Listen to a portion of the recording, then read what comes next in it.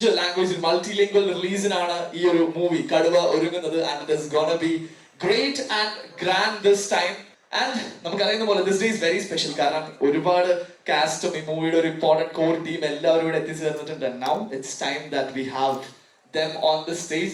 ഞാൻ കുറേയധികം സിനിമകൾ നിർമ്മിച്ചിട്ടുണ്ട്. അപ്പോൾ ഇതുവരെ നിർമ്മിച്ച സിനിമകളിൽ ഏറ്റവും ബഡ്ജറ്റ് കൂടിയ ഒരു സിനിമയാണ്. കാര്യം എന്താണെന്ന് വെച്ചാൽ ഏറ്റവും കൂടുതൽ ഫൈറ്റുകൾ ഷാജോന്റെ സിനിമയായിരുന്നു, പക്ഷെ അത് മാറി. ഫൈറ്റുകൾ കൂടുതലുണ്ട്, അതുപോലെ തന്നെ ഒത്തിരി ആർട്ടിസ്റ്റുകളുണ്ട്, ഒത്തിരി ദിവസം ഷൂട്ട് ചെയ്ത സിനിമയാണ്. അതുപോലെ തന്നെ ഈ കോവിഡിന്റെ ഒരു ഏറ്റവും പീക്ക് ടൈമിൽ സ്റ്റാർട്ട് ചെയ്തൊരു സിനിമയാണ്. അപ്പോൾ അതുകൊണ്ടിട്ട് കുറേ ഷെഡ്യൂളുകൾ എടുത്തിട്ടുണ്ട്. അപ്പോൾ ഇത് നമ്മൾ മാർക്കറ്റ് ചെയ്യുന്നതാണെങ്കിൽ തന്നെ ആദ്യം ഈ പാൻ ഇന്ത്യൻ എന്താണ് സംഭവം എന്ന് അറിയാൻ വേണ്ടിയിട്ട് തന്നെ നമ്മൾ ഹൈദരാബാദിൽ, ബാംഗ്ലൂർ, ചെന്നൈയിൽ എല്ലായിടത്തും പോയി തന്നെ നമ്മൾ ഇതിൻ്റെ അകത്ത് ഒരു പങ്കാളിയായിട്ടുണ്ട്. ഇതൊന്ന് മലയാള ഇൻഡസ്ട്രി ഒന്ന് ഡെവലപ്പ് ചെയ്യാൻ വേണ്ടിയിട്ട്. കാര്യം നമ്മൾ മറ്റു ലാംഗ്വേജിൽ നിന്ന് വരുന്ന സിനിമകൾ ഇവിടെ എടുക്കുകയും വിതരണം ചെയ്യുകയൊക്കെ ചെയ്യുന്നു, അതിന് ക്ലാപ്പടിക്കുന്നു, അതിനൊരു ഭയങ്കര ഇനിഷ്യൽ ഉണ്ടാകുന്നു. അപ്പം നമ്മുടെ അതായത് ഈ റിയലിസ്റ്റിക് സിനിമകളാണ് കൂടുതൽ ഇവൻ എടുത്തുകൊണ്ടിട്ടിരിക്കുന്നത്. അപ്പം അതൊന്ന് മാറി രാജുവിന് തന്നെ പേടിയാണ് ചില സമയത്ത്. ഇതെന്താണ് നമ്മൾ ചെയ്തു കഴിഞ്ഞു കഴിഞ്ഞാൽ ഇവര് അങ്ങനെ ആ അർത്ഥത്തിൽ തന്നെ എടുക്കുമോ എന്നുള്ളത് തന്നെ. ഞാൻ പറഞ്ഞു രാജുവിന് ധൈര്യം കാട്ടിയാലേ ഉള്ളൂ മറ്റുള്ളവർക്ക് കൂടെ ഇപ്പൊ ഇവൻ ഇത് ചെയ്യാനായിട്ട് ഇവൻ പറ്റുള്ളൂ, നമുക്ക് ചെയ്യാം എന്നുള്ള ഒരു ഒറ്റ ഒരു തീരുമാനത്തിലാണ് ഇത് ചെയ്തത്. കാര്യം എന്താണെന്ന് വെച്ചാൽ രാജുവിന്റെ മനസ്സിൽ ഇപ്പോഴും ഉണ്ട് നമ്മൾ ഇതൊക്കെ കാട്ടി കഴിഞ്ഞു കഴിഞ്ഞാൽ മറ്റുള്ളവർക്ക് ഇഷ്ടപ്പെടുമോ എന്നുള്ളൊരു തോന്നലാണ്. പിന്നെ രാജുവിന്റെ ഒരു തീരുമാനം അറിയാമല്ലോ, പോവട്ടെ, കുഴപ്പമില്ല, നമുക്കത് ഇതല്ല ഇതിന്റെ അപ്പുറവും കണ്ടിട്ടുള്ളതാണ് എന്നുള്ള ലെവലിലാണ് രാജു ഇരിക്കുന്നത്. സോ അതുകൊണ്ടിട്ട് കടുവയിൽ നമ്മളൊരു വീണ്ടും ഒരു പരീക്ഷണം നടത്തുകയാണ്. സോ ഇതിൻ്റെ അകത്ത് ഒരുപാട് ആർട്ടിസ്റ്റുകളുണ്ട്. ഇപ്പം ഇനി ഷാജി ചേട്ടൻ വന്നിട്ടില്ല, ജിനു വന്നിട്ടില്ല. അപ്പം അവരെല്ലാം ഇപ്പോഴും ഇതിൻ്റെ വർക്കുകൾ തീർന്നിട്ടില്ല, അതുകൊണ്ടിട്ടാണ് വരാത്തത്. പിന്നെ വിവേക് ഒബ്രോയ് ഈ സിനിമയിൽ രാജുവിനെ പോലെ തന്നെ ഏറ്റവും കൂടുതൽ ഡെഡിക്കേറ്റഡ് ആയിട്ട് അഭിനയിച്ച അല്ലെങ്കിൽ പാർട്ടിസിപ്പേറ്റ് ചെയ്ത ഒരാളാണ് ഞാൻ. നമ്മളിപ്പം സിനിമയിലൊക്കെ ഇപ്പം പറയാം, എല്ലാവരും വന്നിട്ട് അഭിനയിച്ച് കഴിയുമ്പോൾ ബിഫോർ ഡബിങ്ങിന് മുമ്പ് പൈസയൊക്കെ വാങ്ങിച്ചുകൊണ്ടിട്ട് പോകുന്നവരാണ് എല്ലാവരും. കാര്യം അത് കഴിഞ്ഞ് കഴിഞ്ഞാൽ അവർക്കൊരു കോൺഫിഡൻസ് ഇല്ല, അതുകൊണ്ടിട്ട്. പക്ഷെ വിവേക് ഒബ്രോയിനെ സംബന്ധിച്ച് അഭിനയിച്ച് കഴിഞ്ഞിട്ടാണ് കംപ്ലീറ്റ് തീർന്നു കഴിഞ്ഞിട്ടാണ് ഫുൾ പൈസ പോലും ഈവൻ വാങ്ങിച്ചത്. അപ്പൊ അതൊക്കെ നമ്മളെ സംബന്ധിച്ചൊരു വണ്ടറിങ് ആണ്. ഇപ്പം ഷാജോണൊക്കെ ചിലപ്പോൾ സംശയമുണ്ട്. കാര്യം ഷാജോൺ പറഞ്ഞത് ഒരു പിടിയില്ലെങ്കിൽ ചിലപ്പോൾ കിട്ടിയില്ലെങ്കിലോ എന്ന് ഓർത്ത് തന്നെ എന്തെങ്കിലുമൊക്കെ സ്ഥലം വാങ്ങലുണ്ട്, ഫ്ലാറ്റ് വാങ്ങലുണ്ട്, ഫ്ലാറ്റ് മെയിൻ്റനൻസ് ഉണ്ട് എന്നൊക്കെ പറഞ്ഞിട്ട് നമ്മളിൽ നിന്ന് വാങ്ങും. അപ്പൊ അതുകൊണ്ടിട്ട് ഒരു ഡിഫറെന്റ് അനുഭവമായിരുന്നു from Vivek Oberoi. No problem. So അതുകൊണ്ടിട്ട് എല്ലാവർക്കും ഒരു ബിഗ് താങ്ക്സ് പറയാണ്. നിങ്ങളുടെ എല്ലാം വലിയ സപ്പോർട്ട്, അനുഗ്രഹം, പ്രാർത്ഥന, ഹെൽപ്പ് ഒക്കെ ഈ സിനിമയ്ക്ക് ആവശ്യമാണ്. കാര്യം ഈ സിനിമ നിങ്ങൾക്ക് ഒട്ടും കൊള്ളത്തില്ലെന്ന് ഫീൽ ചെയ്യുകയാണെങ്കിൽ നിങ്ങൾ നെഗറ്റീവ് തന്നെ എഴുതിക്കോളൂ. പക്ഷെ നമുക്കൊരു പൂർണ്ണ വിശ്വാസമുണ്ട് ഈ സിനിമ ഒരു ബോറടിപ്പിക്കുന്ന സിനിമയായിരിക്കത്തില്ല, ഒരു കൈയടിപ്പിക്കുന്ന സിനിമയാണെന്നുള്ളൊരു ഇത് കണ്ടതിൻ്റെ സ്ഥിതിക്ക് നമ്മൾ 2-3 പ്രാവശ്യം കണ്ടു, പലരെ കൊണ്ടിട്ട് കാണിച്ചു, എന്തെങ്കിലും അഭിപ്രായം ഉണ്ടോ അല്ലെങ്കിൽ മോശമായിട്ടുള്ള നിങ്ങൾക്ക് ഏതെങ്കിലും ഭാഗം ഉണ്ടെങ്കിൽ പറയാൻ പറഞ്ഞിട്ട് അങ്ങനെ പല ആൾക്കാർ ഇത് കണ്ടു. എല്ലാവർക്കും ഭയങ്കരമായിട്ട് ഇഷ്ടപ്പെട്ടു. ഒരു 2 മണിക്കൂർ 30 മിനിറ്റ്സ് ഈ സിനിമയുണ്ട്. എല്ലാവർക്കും ഇഷ്ടപ്പെടുന്ന ഒരു സിനിമയാണ് എന്നാണ് എൻ്റെ ഒരു പൂർണ്ണമായ വിശ്വാസം, അല്ലെങ്കിൽ ഈ സിനിമ കണ്ടവരുടെ ഒരു വിശ്വാസം. അതിൻ്റെ ഒരു ബലത്തിൽ തന്നെ പറയട്ടെ. അതുകൊണ്ടിട്ടാണ് നമ്മൾ ഈ നമ്മൾ മാക്സിമം തിയേറ്ററുകൾ തന്നെ റിലീസ് ചെയ്യുന്നുണ്ട്. ഇപ്പം തന്നെ നമുക്ക് ഒരു 350 തിയേറ്ററുകളോളം നമ്മൾ റിലീസ് ചെയ്യുന്നുണ്ട്. തിയേറ്ററുകാർ തന്നെ ചോദിക്കുകയാണ് ഈ സിനിമ നമുക്ക് വേണമെന്ന കാര്യം. അവർക്കും ഒരു പ്രതീക്ഷ കൊടുക്കാനായിട്ട് ഇതുവരെയുള്ള പബ്ലിസിറ്റി ആയിക്കോട്ടെ, ഈ സിനിമയുടെ വന്ന ടീസർ ആയിക്കോട്ടെ, അല്ലെങ്കിൽ ടീസറുകളായിക്കോട്ടെ, ഒക്കെ ഒരു ഇംപ്രഷൻ ക്രിയേറ്റ് ചെയ്തിട്ടുണ്ട്. ഞങ്ങളുടെ ഒരു വിശ്വാസം ആ ഇംപ്രഷന് ഒത്ത് അല്ലെ അതിന് മേലിലൊരു സിനിമ തരാനായിട്ട് പറ്റും. ഷാജി ചേട്ടൻ തന്നെ എന്നോട് പറഞ്ഞു, ആക്ച്വലി ഞാൻ വന്ന് വലുതായിട്ട് പറയുന്നില്ല, ഇവന്മാർ മിക്കവാറും എനിക്ക് ട്രോളാൻ ചാൻസ് ഉണ്ട്, അപ്പോൾ അതുകൊണ്ടിട്ട് ഞാൻ വന്ന് കമൻ്റ് അടിക്കുന്നില്ല, സിനിമ കണ്ടു കഴിഞ്ഞിട്ട് പറയാം ഇതാടാ ഞാൻ എടുത്തു വെച്ച സിനിമ എന്ന് പറയാനായിട്ട് ആഗ്രഹിക്കുന്ന ഒരാളാണ് ഷാജി ചേട്ടൻ. അതുകൊണ്ടിട്ട് എല്ലാവരുടെയും വരാത്തവരുടെയും പേരിലുള്ള ഒരു താങ്ക്സ് പറയുന്നു. Thank you. Thanks a lot. ഇവരുടെ രണ്ടുപേരും ഒരു അസോസിയേഷൻ നോക്കിക്കഴിഞ്ഞാൽ എനിക്ക് തോന്നുന്നു വിമാനം, അത് കഴിഞ്ഞ് ഇപ്പോ like we had driving licence, Jana Gana Mana, ഇപ്പൊ കടുവ, ലൈക്ക് ഒക്കെ ഹിറ്റിൽ നിന്ന് ഹിറ്റിലേക്ക് വെച്ച് കയറിക്കൊണ്ടിരിക്കുമ്പോ ഇതൊരു മൾട്ടി ലിംഗ്വൽ, ഒരു 5 ലാംഗ്വേജസിൽ ഒരു അടിപൊളി റിലീസ് വരുന്നു. ആൻഡ് ഇത് കഴിഞ്ഞ അടുത്ത മൂവി നോക്കുവാണെങ്കിലും gold is coming, like on the way for Onam release അല്ലേ. അപ്പോ we are all waiting for that. Onam release ആയിരിക്കും എന്ന് പ്രതീക്ഷിക്കുന്നു. ഹോപ്പ്ഫുള്ളി. അൽഫോൻസ് ഇപ്പോഴും പ്രവർത്തനത്തിലാണ്. ഓക്കെ, ആൻഡ് എനിക്ക് തോന്നുന്നു അത് കഴിഞ്ഞ് ഈ ഒരു അസോസിയേഷൻ, ഒരു പ്രൊഡക്ഷൻ അസോസിയേഷനിൽ ചെന്ന് നിൽക്കുന്നത് ഇപ്പോ സെൽഫിയുടെ ഷൂട്ട് കഴിഞ്ഞു എന്ന് കേട്ടു, റൈറ്റ്? ലൈക്ക് അതും അക്ഷയ് കുമാർ സാറും എബ്രാൻ അഷ്മി രണ്ടുപേരും ഒരുമിച്ച് വരുന്നു, അതിന്റെ ഷൂട്ട് കഴിഞ്ഞു. സോ കറന്റ് ഷോണ്ട് ധർമ്മ പ്രൊഡക്ഷൻസുമായിട്ടുള്ള ഒരു അസോസിയേഷൻ വന്നു. സോ ഇങ്ങനെ ഒരു ലെവലിൽ നിൽക്കുമ്പോൾ ഈ ചോദ്യം പൃഥ്വിരാജിനോടാണല്ല, ലിസ്റ്റിനോടാണ് ഈ ഒരു ചോദ്യം. അക്ഷയ് കുമാർ ഇന്നലെ വൈകിട്ടോട് വിളിച്ചുള്ളൂ, എപ്പോഴാണ് അടുത്ത സിനിമ എന്ന് ചോദിച്ചത്.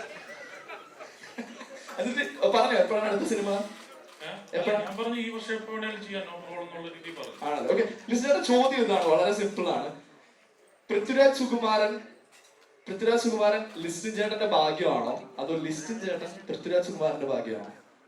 ഇപ്പൊ സമ്മതിക്കത്തില്ല, പക്ഷെ മനസ്സിൽ പറയുന്നുണ്ട് കേട്ടോ, നീയാടാ എന്റെ ഭാഗ്യം എന്ന് പറയുന്നുണ്ട്. ആണോ? ഓക്കെ, എന്തായാലും എഗ്രിമെന്റ് ഒക്കെ ഉള്ള സ്ഥിതിക്ക് എനിക്ക് തോന്നുന്നു ഈ മൂവിനെ കുറിച്ച് കുറച്ചും കൂടി ആധികാരികമായിട്ട് പറയാൻ you would be the best person. Kaduva Kunnel Kuruvachan, please. Firstly എല്ലാ മാധ്യമ സുഹൃത്തുക്കൾക്കും താങ്ക് യു ഇന്നിവിടെ വന്നതിന്. ഞങ്ങളെല്ലാവരും എത്താൻ ഒരുപാട് വൈകി, രാത്രി ഞാനൊക്കെ വീട്ടിലെത്തി 1 മണിയൊക്കെ ആയി, ഒരുപാട് വൈകി. Thank you so much. Raju, ഞാൻ ബില്ലൊക്കെ സെറ്റിൽ ചെയ്തിട്ട് ഇന്ന് രാവിലെ വന്നു. സെറ്റിൽ ചെയ്തോ? അത്ഭുതങ്ങളാണല്ലോ സംഭവിച്ചുകൊണ്ടിരിക്കുന്നത്. ഈ കടുവ എന്ന് പറയുന്ന സിനിമയുടെ തിരക്കഥ ഞാൻ 2019 തുടക്കത്തിൽ എപ്പോഴാണ് എന്റെ സ്ക്രിപ്റ്റ് ഞാൻ കേൾക്കുന്നത്. ഞാൻ ആദ്യം കേൾക്കുന്നത് തന്നെ ആഡം ജോന്റെ സമയത്ത് ജിനു എന്നോടൊരു കഥ പോലെ ഇങ്ങനെ ഒരു തോട്ട് പറഞ്ഞിരുന്നു. അതിനുശേഷം ജിനു എൻ്റെ അടുത്തൊരു ഫുള്ളി റിട്ടൺ സ്ക്രിപ്റ്റ് ആയിട്ടാണ് വരുന്നത്. 2019 ബിഗിനിങ്ങിൽ എപ്പോഴാണ് എന്റെ സ്ക്രിപ്റ്റ് കേട്ടത്. അന്ന് 3 വർഷങ്ങൾക്ക് മുമ്പ് എന്റെ സ്ക്രിപ്റ്റ് കേട്ടപ്പോൾ ആദ്യം എനിക്ക് തോന്നിയത് തന്നെ കുറെ നാളായി ഇങ്ങനൊരു സാധനം കേട്ടിട്ട് എന്നുള്ളതാണ്. കാരണം നമ്മൾ ആ സമയത്ത് ചെയ്തുകൊണ്ടിരിക്കുന്നതും അടുത്ത ചെയ്യാൻ പോകുന്നതും മലയാളത്തിൽ കൺസിസ്റ്റന്റ് ആയി വന്നുകൊണ്ടിരിക്കുന്നതും എല്ലാം നമുക്കറിയാവുന്ന പോലെ വളരെ റിയലിസ്റ്റിക് ആയിട്ടുള്ള മനോഹരമായ സിനിമകൾ നമ്മുടെ ഒരു നല്ല ഫേസ് ആണ് ഇപ്പോൾ. പക്ഷെ ഈ ഒരു ജോണർ, ഇത്തരത്തിലുള്ള ഒരു സിനിമകൾ മാത്രം സംഭവിക്കാതിരിക്കുന്നുണ്ടോ നമ്മുടെ ഇൻഡസ്ട്രി എന്നുള്ള ചിന്ത അന്നേ എനിക്ക് ഉണ്ടായിരുന്നു. എനിക്ക് തോന്നുന്നു 3 വർഷങ്ങൾക്ക് ശേഷം കടുവ റിലീസാകുന്ന സമയമാകുമ്പോൾ ഒരുപാട് സിനിമാ സ്നേഹികൾ ഷെയർ ചെയ്യുന്ന ഒരു സെന്റിമെന്റ് ആണ് അതല്ലേ.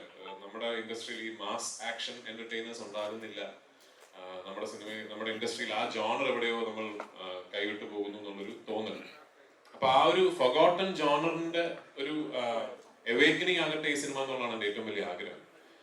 ഇത് ഒരു 90കളുടെ തുടക്കത്തിൽ പാലാ കാഞ്ഞിരപ്പള്ളി ബെൽറ്റിൽ നടക്കുന്ന ഒരു കഥയാണ്, ഒരു നാടൻ അടിപ്പടം ആണ്.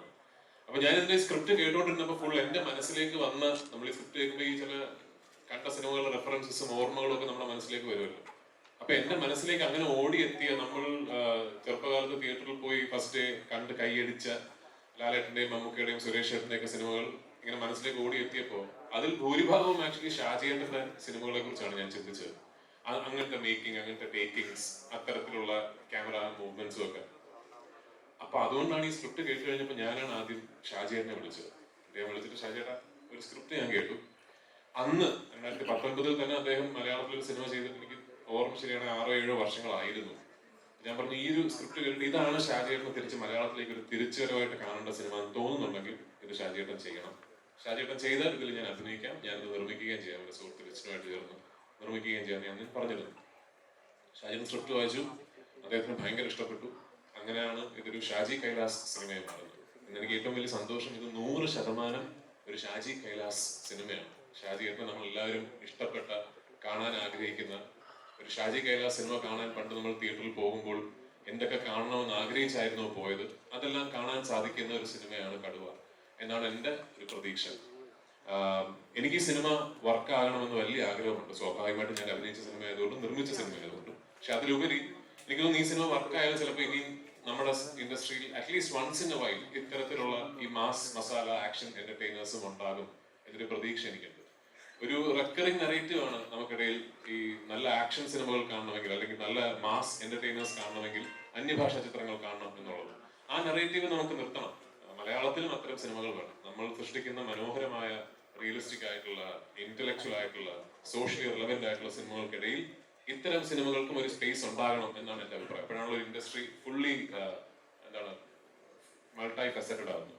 സോ അതാണ് എൻ്റെ ഒരു പ്രതീക്ഷയും ആഗ്രഹവും. നിങ്ങൾ എല്ലാവരുടെയും അനുഗ്രഹവും പ്രാർത്ഥനയും ഈ സിനിമയ്ക്ക് ഇപ്പോൾ ഉണ്ടാകണം എന്ന് ഞാൻ അഭ്യർത്ഥിക്കുന്നു. Once again thank you for being here. Thanks a lot, Rajuna. And ഈ ഒരു ലൈക്ക് ആക്ഷൻ മാസ് മൂവി അല്ലെ, ഇപ്പോ വൺ സൈഡിൽ പൃഥ്വിരാജ് ആണെങ്കിൽ the other side, if you say it's a war, the other side should be like super strong. അപ്പൊ അത്ര strong ആയിട്ടുള്ള ഒരു സൈഡാണ് അപ്പുറത്ത് ചിരിച്ചുകൊണ്ടിരിക്കുന്ന ഒരു മുഖം, right? And how is that? എനിക്ക് തോന്നി നമ്മൾ ഈ മലയാള സിനിമകളിൽ ഏറ്റവും ഇൻട്രസ്റ്റിംഗ് കാര്യമെന്ന് മറ്റ് ഭാഷകളിൽ നമ്മൾ അവരോട് സംസാരിക്കുമ്പോൾ അവർ പറയുന്നത് റൈറ്റിംഗ് ആണ്.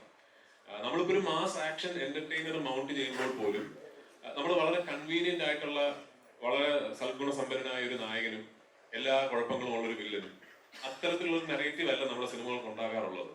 കടുവയിലും ആ ഗുണമുണ്ട്. ഞാൻ തമാശയ്ക്ക് എപ്പോഴും പറയും, സച്ചി തുടങ്ങി വെച്ച ഈ ഒരു മെയിൽ ഈഗോ ബേസ്ഡ് സിനിമകളുടെ ട്രിലജിയാണ് ഞാൻ കടുവയിൽ കംപ്ലീറ്റ് ചെയ്യുന്നത്. കാരണം ഡ്രൈവിംഗ് ലൈസൻസും അയ്യപ്പനും ദോഷിയും കടുവയും. അപ്പൊ കടുവയുടെയും പ്ലോട്ടിന്റെ കോർണർ സ്റ്റോൺ എന്ന് പറയുന്നത് രണ്ട് വ്യക്തിത്വങ്ങൾ തമ്മിലുള്ള ഒരു ഈഗോ ഇഷ്യൂ ആണ്. വളരെ ചെറിയൊരു സാധനമാണത്. ഇവര് രണ്ടുപേരും ഒരു മേശയ്ക്ക് അപ്പുറം ഇപ്പുറം ഇരുന്ന് സംസാരിച്ചാൽ 5 മിനിറ്റിൽ തീരാവുന്ന ഒരു ഇഷ്യൂ ആണത്. പക്ഷെ രണ്ടുപേരുടെയും പേഴ്സണാലിറ്റി എന്താന്ന് വെച്ചാൽ അത് വേണ്ട, ഞാൻ അങ്ങനെ ഇപ്പോ അവനെ പോയി കണ്ട് സോറി പറയുന്നില്ല എന്ന് പറഞ്ഞ് തുടങ്ങി ഇതിങ്ങനെ വലുതായി കടുവയെ സംബന്ധിച്ചിടത്തോളം കുറച്ച് കഴിഞ്ഞൊരു സ്റ്റേറ്റ് മെഷീനറിയും സ്റ്റേറ്റ് ഗവൺമെന്റും പോലീസ് ഫോഴ്സും എല്ലാവരും ഇൻവോൾവ് ആകുന്ന ഒരു വലിപ്പത്തിലേക്ക് അത് വളരുന്നൊരു പ്രവണതയാണ് കടുവയുടെ കഥയുടെ. മാത്രമല്ല അയ്യപ്പനും കോശിയും എന്നൊക്കെ പറയുന്ന സിനിമകൾ വളരെ റൂട്ടഡ് ആയി, റിയൽ ആയി, ഡ്രമാറ്റിക് അല്ലാത്ത രീതിയിൽ അവതരിപ്പിച്ച സിനിമയാണ്.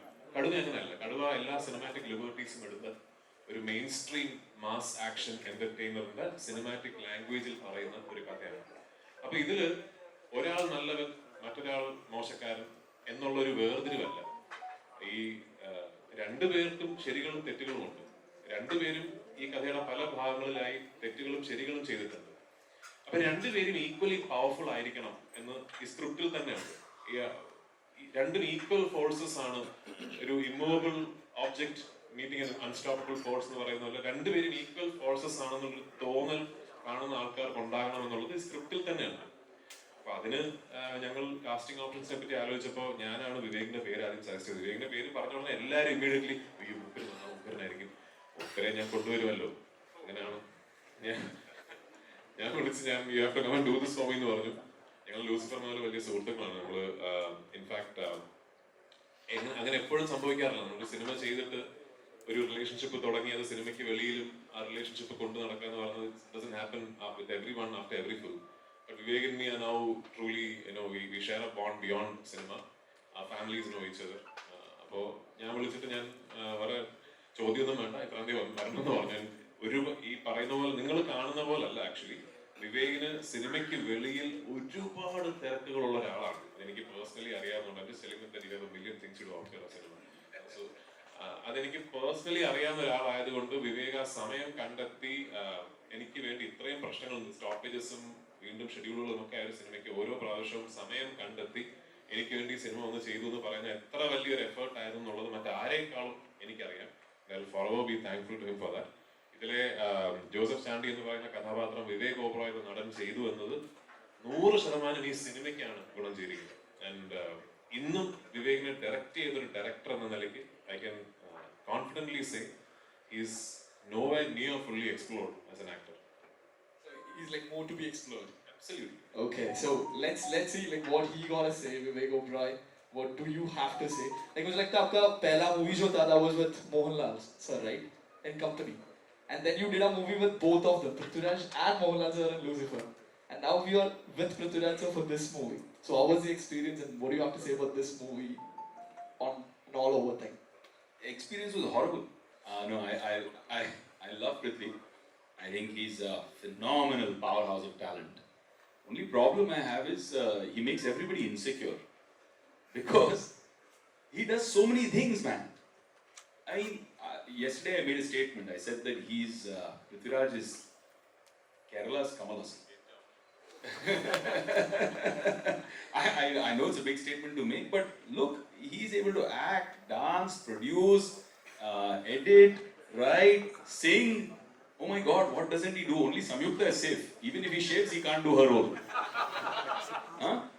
So, no, but true, honestly, from the heart, really, really proud of this guy. He's so committed. He lives, breathes, eats, drinks, sleeps cinema. I mean, he's constantly, maybe you see him, he's so focused and committed, and he loves cinema so deeply. And it's amazing to see that. He and I both shared a 20-year journey. And he's 20 years in the industry. This year is my 20 years in the industry.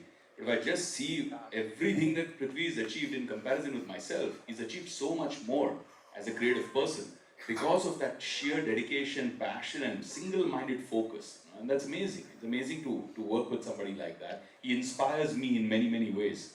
And I love the experience of working here. And like I said, I didn't do the film for money. Listin promised me a Ferrari. Listin promised me a Ferrari at the end of the film. Success. I'm sure he'll bring one toy Ferrari and give it to me, knowing Listin. No, didn't do it for money for a simple reason. I really loved the experience of working with this team and just spending time with these amazing people. Working with a legendary director like Shaji Kailas was also an amazing experience. Working with this ever-smiling guy, Listin, was also amazing. I mean, we were shooting a massive action sequence. Our climax was going on. And Listin comes smiling to me and said, "Sir, back up." And I'm thinking, it's just 2:33 in the morning. We are supposed to shoot till 4, 5:30 in the morning. Why is he saying back up? And he's smiling. He says, "Go, sir, no problem. So tomorrow we'll shoot." I'm thinking, okay, what happened? Only next day I find out that there was actually like a riot kind of situation in the set, and he was smiling. So this kind of amazing team, it was a dream team to work with. I really enjoyed, and of course the role of Joseph was also a very exciting character for me. I mean, to play something like that, I've learned a new word like pala acha. Yeah, so it's kind of like a new species of being. But it was fun. It was fun playing that character, understanding the culture, understanding the relationship. Working with Priyanka, working with Seema auntie. It was amazing to work with all these people. It was a really good experience. Okay, in your perspective, is Joseph gonna stand over Bobby? Bobby and Joseph are two different guys completely. See, Bobby is like this charming devil in disguise, right? He just knows smoothly how to make his things happen, how to lie, how to manipulate, how to cheat. He'll play anything. Joseph is actually the other end of the spectrum. So if you look at Kurvacha is larger than life. Kurvacha is rough. Kaduva is very local. Joseph is the opposite. Joseph is dignified, educated, classy, well-traveled. He lives in Trivandrum also, comes back home also. He has the authority and the power that kind of authority gives him, that uniform gives him. He's a good cop, he's an honest cop.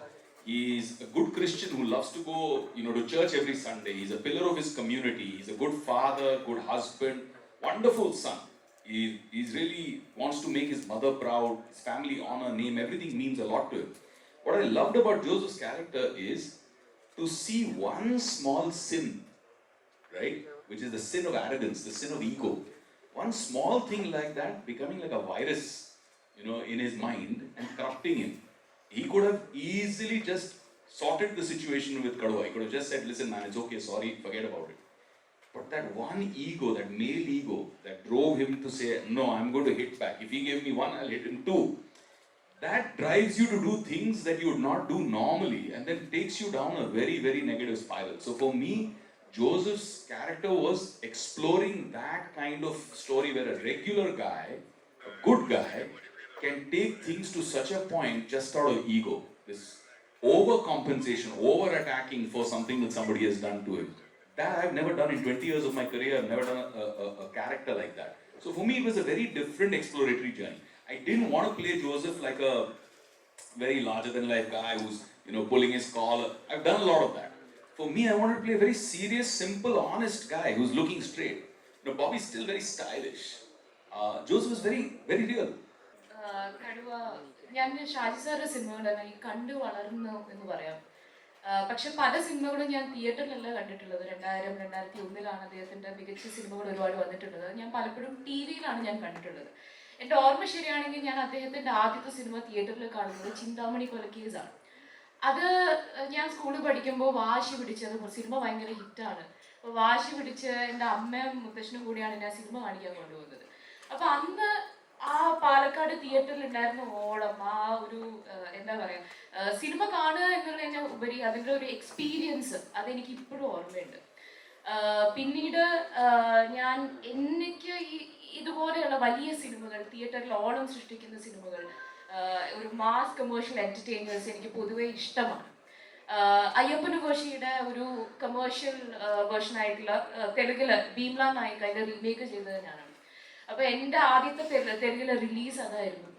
എനിക്ക് അതിൻ്റെതായിട്ടുള്ള പേടിയും കാര്യങ്ങളും ഉള്ളതുകൊണ്ട് എൻ്റെ 2-3 സുഹൃത്തുക്കളെ ഞാൻ ഇവിടുന്ന് അങ്ങോട്ട് കൊണ്ടുപോയി. ഞാൻ ആദ്യമായിട്ട് തെലങ്കാനയിൽ, ഹൈദരാബാദിൽ ആദ്യമായിട്ട് തിയേറ്ററിൽ പോയി കാണുന്ന സിനിമ ഭീംല നായകാണ്. വൈകുന്നേരത്തെ ഷോനാണ് പോകുന്നത്. ഒരു സാധാരണ തിയേറ്ററാണ്, ഒരുപാട് പേര് കാണാനുണ്ട്. അന്ന് ഒരു ആദ്യത്തെ 10 മിനിറ്റ് കഴിയുമ്പോൾ എനിക്ക് അതിനകത്ത് നടക്കുന്ന ഒന്നും പലപ്പോഴും ഒന്നും കാണാൻ പറ്റുന്നില്ല. കാരണം അവർ ഈ കുറെ പേപ്പർ കട്ടിങ്സ് എറിയുന്നുണ്ട്, ഇല്ലെങ്കിൽ അവര് ആര് വന്നാലും അവർ ക്ലാപ്പ് ചെയ്യുന്നുണ്ട്. ഒച്ച, ബഹളം, സന്തോഷം, ചിരി, ക്ലാപ്പ്, ഇത് മൊത്തം കഴിഞ്ഞ് ഇവരെ എൻ്റെ അടുത്ത് പറഞ്ഞു. ഇവർക്ക് എൻ്റെ സുഹൃത്തുക്കൾക്ക് ആർക്കും തെലുങ്ക് അറിയില്ല. അവരുടെ അടുത്ത് ചോദിക്കുന്നുണ്ട്, സമയത്ത് ഇത് എന്താ പറയുന്നത്.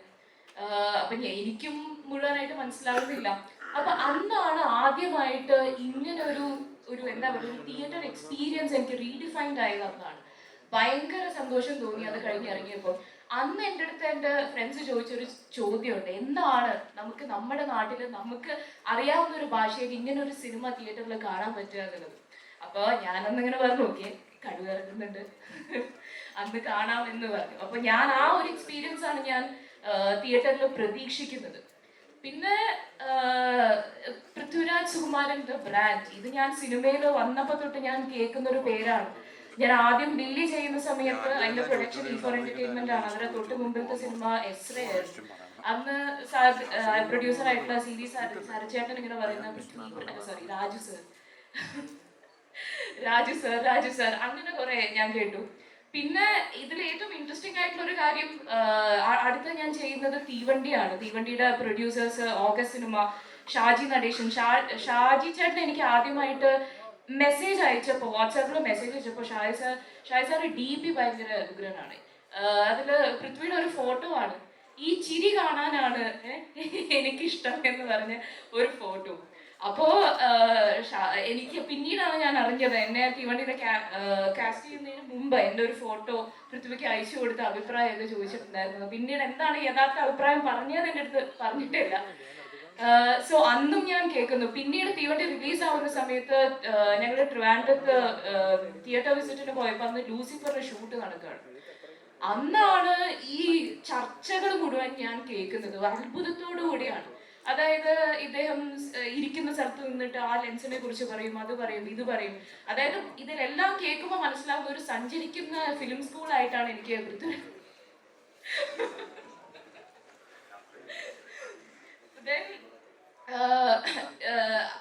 ഇതാണ് എനിക്ക് വെരി എക്സൈറ്റഡ്. ഇങ്ങനെ സന്തോഷായില്ലേ? ബാംഗ്ലൂർ പോയപ്പോ പൃഥ്വി സർ, തെലങ്കാനയിൽ ഹൈദരാബാദിലെ പൃഥ്വി ഗാരു, ചെന്നൈയിലെ പൃഥ്വി അണ്ണൻ. സോ ഇതൊക്കെയാണ് എനിക്ക് ഈ സിനിമയെ കുറിച്ച് പറയാനുള്ളത്. ഞാൻ ഒരുപാട് പ്രതീക്ഷിക്കുന്നുണ്ട്. എൻ്റെ ഒരു സിനിമ തിയേറ്ററിൽ ഇറങ്ങിയിട്ട്, മലയാളത്തിൽ ഇറങ്ങിയിട്ട് ഒരു 1.5 വർഷം കഴിയുന്നു. Yes, I M waiting for it and yes, working with എൻ്റെ അമ്മ ഭയങ്കര ഫാനാണ്. Thank you. That's it. I'm genuinely a fan because Samyuktha can speak Tamil, Telugu, Malayalam, Kannada, Hindi, Nepali, Afrikaans. You name the language, she is fantastic at it. Throughout this whole tour, I'm bending like this. Absolutely. So every time you see me in all the photos and all the press conferences like this, listening to her, she's better than Google Translate. Yes, so thanks a lot. And ഇവർക്ക് ഒരുപാട് ചോദ്യങ്ങൾ ചോദിക്കാനുണ്ട്, I know. Just before that, let's get a quick think about Kaduva from Shadu Janam? Thank you. എൻ്റെ ഒരു experience പറയുകയാണെങ്കിൽ എല്ലാ ആക്ടേഴ്സിൻ്റെയും വലിയ വലിയ സ്വപ്നങ്ങളിൽ ഒരു സ്വപ്നമായിരിക്കും ഷാജി കൈലാസിൻ്റെ ഒരു സിനിമയിൽ അഭിനയിക്കുക എന്നുള്ളത്. കാരണം നമ്മൾ കണ്ട് കൊതിച്ചിട്ടുള്ള, നമ്മൾ അനുകരിച്ച് നടന്നിട്ടുള്ള കുറേ നായകന്മാരുടെ സൂപ്പർ ഹിറ്റ് സിനിമകൾ തന്ന ആളാണ്. അപ്പം അങ്ങനെ എൻ്റെ വലിയൊരു ഡ്രീമായിരുന്നു ഷാജിൻ്റെ ഒരു സിനിമയിൽ അഭിനയിക്കുക എന്നുള്ളത്. അത് ഈ സിനിമയിലാണ് അത് സാധിച്ചത്. അതിൻ്റെ ഒരു വലിയ സന്തോഷത്തിലാണ് ഞാൻ. പിന്നെ ഈ പറയുന്നത് പോലെ ഒരു പക്കാ അടിപ്പടമാണ്. നമ്മൾ തിയേറ്ററിൽ പോയിരുന്ന് വിസിലടിച്ച് കൈയടിച്ച് നമ്മുടെ ഒരു ആഘോഷമാക്കാൻ പറ്റുന്ന ഒരു ഫെസ്റ്റിവൽ മൂവി ആയിരിക്കും കടുവ എന്നുള്ളത്. തീർച്ചയായിട്ടും നമുക്ക് എല്ലാവർക്കും ഇഷ്ടപ്പെടുന്ന രീതിയിലുള്ള ഒരു സിനിമയായിരിക്കും. ഒരു 5-6 ഇടിയും ഒക്കെ ആയിട്ട് രാജുവിൻ്റെ വാരി വലിച്ചൊരു ഇടി കാണാൻ പറ്റും. അപ്പോൾ നമുക്ക് എൻജോയ് ചെയ്യാൻ പറ്റുന്നതായിരിക്കും. എല്ലാം കൊണ്ടും ഞാൻ വളരെ ഹാപ്പിയാണ്. വെയിറ്റ് ചെയ്തിരിക്കുന്നു സിനിമ. ഹാപ്പിയാണ് വെയിറ്റ് ചെയ്തിരിക്കുന്നത്. സുധീരേട്ടൻ എന്താണ് പറയാനുള്ളത് ഒരു കടുവ എക്സ്പീരിയൻസ്? എല്ലാവർക്കും നമസ്കാരം. നമ്മുടെ ഈ മലയാള സിനിമയെ സംബന്ധിച്ചിടത്തോളം സമാന്തര സിനിമകളായിരുന്നു വളരെയധികം നേരത്തെ പേര് കേട്ടിരുന്നത്. എന്നാൽ ഈ അടുത്ത കാലത്ത് ഏറ്റവും കൂടുതൽ ചർച്ച ചെയ്യുന്നത് മലയാള സിനിമയേക്കാൾ മറ്റു സിനിമകളായിരുന്ന ഈ സമയം തീർച്ചയായും മലയാള സിനിമയും അത്തരത്തിലേക്ക് ഉയർന്നു വന്നിരിക്കുന്നു എന്നുള്ളതാണ് ഏറ്റവും വലിയ പ്രത്യേകത. ഞാൻ ഈ കടുവയിലെ ഒരു ജയിൽ സൂപ്രണ്ടിന്റെ ക്യാരക്ടറാണ് ചെയ്യുന്നത്. ശ്രീ പൃഥ്വിരാജ് സുകുമാരനെ സംബന്ധിച്ചിടത്തോളം നമുക്ക് എല്ലാവർക്കും അറിയാം, വ്യത്യസ്ത ഭാവങ്ങളിൽ വ്യത്യസ്ത കഥാപാത്രങ്ങൾ വന്നിട്ടുണ്ടെങ്കിലും ഒരു ആംഗ്രി യങ് ഹീറോ ആയിട്ട് വരുന്ന കടുവ എന്ന് പറയുന്ന ചിത്രം വ്യത്യസ്ത ഭാഷകളിൽ വരുന്നത് തന്നെയാണ് നമ്മളെ സംബന്ധിച്ചുള്ള ഏറ്റവും കൂടുതൽ ആവേശം നൽകുന്ന ഒരു കാര്യം. എൻ്റെ വ്യക്തിപരമായി ഞാൻ പറയുകയാണെങ്കിൽ എൻ്റെ ഏറ്റവും നല്ല സിനിമകളെല്ലാം ശ്രീ പൃഥ്വിയായിട്ട് അഭിനയിച്ച സിനിമകൾ തന്നെയാണ്. നിങ്ങൾക്ക് എല്ലാവർക്കും അറിയാം. വാസ്തവമായാലും സപ്തമശ്രീ ആയാലും മൊയ്തീനായാലും ഒരുവിധപ്പെട്ട എല്ലാ സിനിമകളും, ഏറ്റവും നല്ല സിനിമകളെല്ലാം പൃഥ്വിയായിട്ട് കൂടുമ്പോഴാണ്. അത്തരത്തിൽ ഇതൊരു വലിയ ഹിറ്റ് പടമാവട്ടെ. ഞാൻ ഒരുപാട് എൻജോയ് ചെയ്ത സിനിമയാണ്. നമ്മൾ മലയാളി പ്രേക്ഷകരെ സംബന്ധിച്ചുള്ള നമ്മൾ ഏറ്റവും കൂടുതൽ ത്രില്ലടിപ്പിച്ചിട്ടുള്ളതും തിയേറ്ററിലേക്ക് ആകർഷിച്ചിട്ടുള്ള സംവിധായകനാണ് ശ്രീ ഷാജി കൈലാസ്, ഷാജിയേട്ടൻ്റെ ഒരു ഇടവേളയ്ക്ക് ശേഷം വരുന്ന ഈ സിനിമ എല്ലാവരും നല്ല പ്രതീക്ഷയോടെയാണ്. നല്ലൊരു പ്രൊഡ്യൂസറായ ശ്രീ ലിസ്റ്റിനും എല്ലാം ഉണ്ട്. We are all waiting for the angry young hero. Thank you. Thanks a lot. Rahul, over to you. Rahul എന്ന് പറഞ്ഞാൽ എനിക്ക് തോന്നുന്നു പൃഥ്വിരാജിന്റെ ഒരു ഓൺ സ്ക്രീൻ അനിയൻ എന്ന് ചിന്തിക്കുമ്പോൾ മെയിൻ ആയിട്ട് എല്ലാവരുടെയും മനസ്സിൽ വരുന്ന ഒരു ഫേസ് ഇതായിരിക്കും ഇപ്പോൾ. So how was your experience about കടുവ? Absolutely. I mean, wonderful experience. നിങ്ങൾ തന്നെ നോക്കൂ, ഷാജി കൈലാസ് ഡയറക്ടർ, ലിസ്റ്റിൻ പ്രൊഡ്യൂസ് ചെയ്യുന്നു. ഞാൻ ആദ്യമായിട്ട് വർക്ക് ചെയ്യുന്ന ഇതിൻ്റെ കൂടെ Prithviraj, Vivek Oberoi. I mean, you can't get better figure than this. ഇതിനെക്കാട്ടും വലിയൊരു ഫ്രെയിം ഇല്ല. സോ അതിൽ ഒരു കമേഴ്ഷ്യൽ, എനിക്ക് രാജുവിനെ ഇഷ്ടപ്പെടുന്ന സിനിമ. അതായത് ഞാൻ കോളേജിൽ പഠിക്കുമ്പോൾ, എനിക്കും രാജുവിന് അതിന് വലിയൊരു ഏജ് ഡിഫറൻസ് ഇല്ല, എന്നാലും ഞാൻ കോളേജിൽ പഠിക്കുമ്പോൾ കണ്ട സിനിമകളിൽ എനിക്ക് രാജുവിനെ കാണാൻ ഇങ്ങനെ ഇഷ്ടം. ഡയലോഗ്, സ്ക്രീൻ നോക്കി ഡയലോഗ് പറയുക, പാട്ട് ബഹളം. After a long time, we get to see a very big mass, larger than life entertainer. I'm extremely happy to be part of this. എല്ലാവരും എനിക്കറിയാം. ജിനുവേട്ടൻ്റെ കൂടെ സ്ക്രിപ്റ്റ് റൈറ്റർ, അദ്ദേഹത്തിനോട് രണ്ടാമത്തെ കൂടെ ഞാൻ വർക്ക് ചെയ്യുന്ന ആരും John. Again that's thanks to Raju. ഇതിലൊക്കെ DOPs, 2 DOP, ഇതിലെല്ലാവരും 2 ആൾക്കാർ, 2 DOP, 2-3 fight masters, Abhinandan and Sujith Vasudev, both my very dear friends of mine. So നിങ്ങളെല്ലാവരും തിയേറ്ററിൽ പോയി കാണേണ്ട ഒരു പടമാണ്. You would love, I would want Raju to do more of these movies. So that's about it. I think a lot of people love you in the mass roles. And അലൻസിരൻ എന്താണ് ഒരു ഈ നമ്മുടെ കടുവ മൂവിനെ കുറിച്ച് പറയാനുള്ളത്? That's what we want to know. ഇവരെല്ലാവരും പറഞ്ഞതുപോലെ ഇതൊരു പക്ക അടിപ്പടം തന്നെയാണ്, ഒരു ഷാജി കൈലാസ് മൂവി. അത് നിങ്ങൾ തിയേറ്ററിൽ കൈയടിച്ചും ബഹളമുണ്ടാക്കിയും ചിരിച്ചും പ്രകമ്പനം കുളിപ്പിക്കും എന്നുള്ളതിൽ എനിക്ക് സംശയമൊന്നുമില്ല. അത്തരം ആക്ഷൻസ് ഉണ്ട്. ഞാൻ ഈ സിനിമയിൽ ഇവരുടെയൊക്കെ ഫൈറ്റ് കാണുമ്പോൾ ഞാൻ തന്നെ പലപ്പോഴും മനസ്സുകൊണ്ട് വിചാരിച്ചു, കുറച്ച് ലേറ്റായി വന്നത് നന്നായി, അല്ലെങ്കിൽ ഞാനും ഇങ്ങനെ തൂങ്ങിക്കിടക്കേണ്ടി വന്നു. ഞാൻ ഈ സിനിമയിൽ എൻ്റെ കഥാപാത്രം എന്താണെന്ന് ചോദിച്ചാൽ, ഞാൻ കടുവയുടെ കൂടെ നടക്കുന്ന പല്ലു കൊഴുകാത്ത ഒരു പുലി, അത്ര മാത്രമേ ഉള്ളൂ. Okay, thanks a lot, Alanjirana. And so, എല്ലാവരും പറഞ്ഞ പോലെ തന്നെ ഒരു അടിപടം, right? And ഒരു Shaji Kailas, we are expecting to be a very huge hit. And ഇനി ചോദിക്കാനുള്ളത് നിങ്ങൾക്കാണ്. നിങ്ങൾ ഒരുപാട് ചോദ്യങ്ങളൊക്കെ ആയിട്ടാണ് വന്നിരിക്കുന്നത്, നമുക്ക് എല്ലാവർക്കും അറിയാം. So, over to you. We are opening the open questions out here for the team and be ready to answer them. Yes, so let's start it. ആർക്കാണ്? Yeah. It's a warning, basically. Yes. So let's start the session, and who's gonna ask the first question? Like, we can just give them the mics. Yeah. Hi, എൻ്റെ പേര് ഷമ്യ Shanavas and ഞാൻ anecdote media എന്നാണ്. രാജേന്ദ്രനാണ് ചോദ്യം. 2019 ഈ ഒരു movie plan ചെയ്യുന്ന സമയത്ത് അന്യഭാഷകളിലോട്ട് ഇത് റീമേക്ക് ചെയ്യാനായിട്ട് ഒരു പ്ലാൻ ഉണ്ടാവും, അതോ ഇപ്പോൾ പാൻ ഇന്ത്യ മൂവീസ് ആണോ ട്രെൻഡ്, അതിന്റെ ഭാഗമായിട്ടാണോ റീമേക്ക്?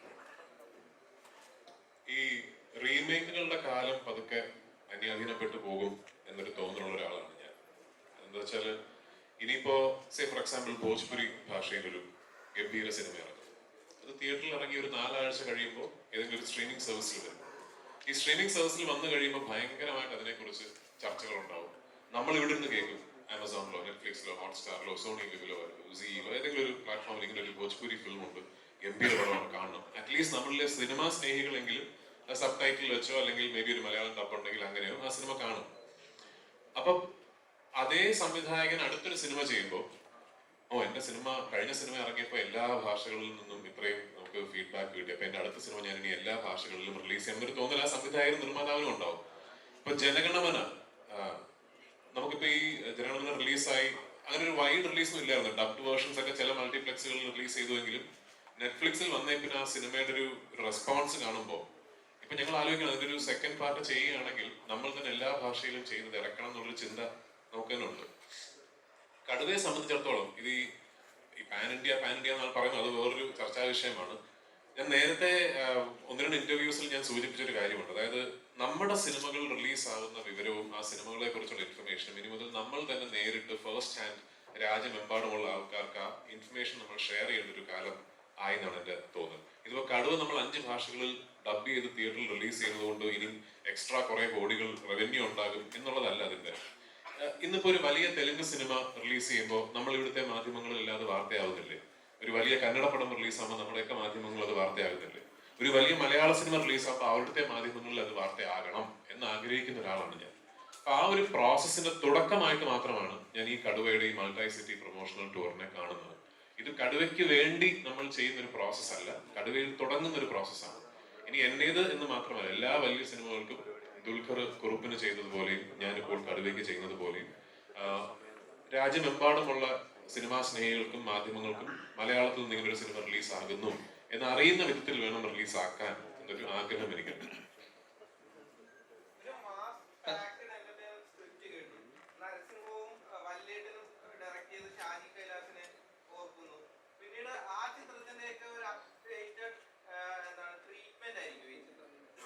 സ്വാഭാവികമായിട്ടും ഇന്ന് അവൈലബിൾ ആയിട്ടുള്ള മോഡേൺ ഫിലിം മേക്കിംഗ് ടെക്നോളജി നമുക്ക് ആക്സസ് ഉണ്ടല്ലോ. അപ്പൊ അതിന്റെ വ്യത്യാസം ആ സിനിമകളിൽ നിന്നൊക്കെ ഉണ്ടാകും. എന്ന് പറഞ്ഞതുകൊണ്ടും ഫിലിം മേക്കിംഗ് ടെക്നോളജി ബെറ്റർ ആവുമ്പോൾ സിനിമ ബെറ്റർ ആവണമെന്ന് ഒരു നിർബന്ധവും ഇല്ല.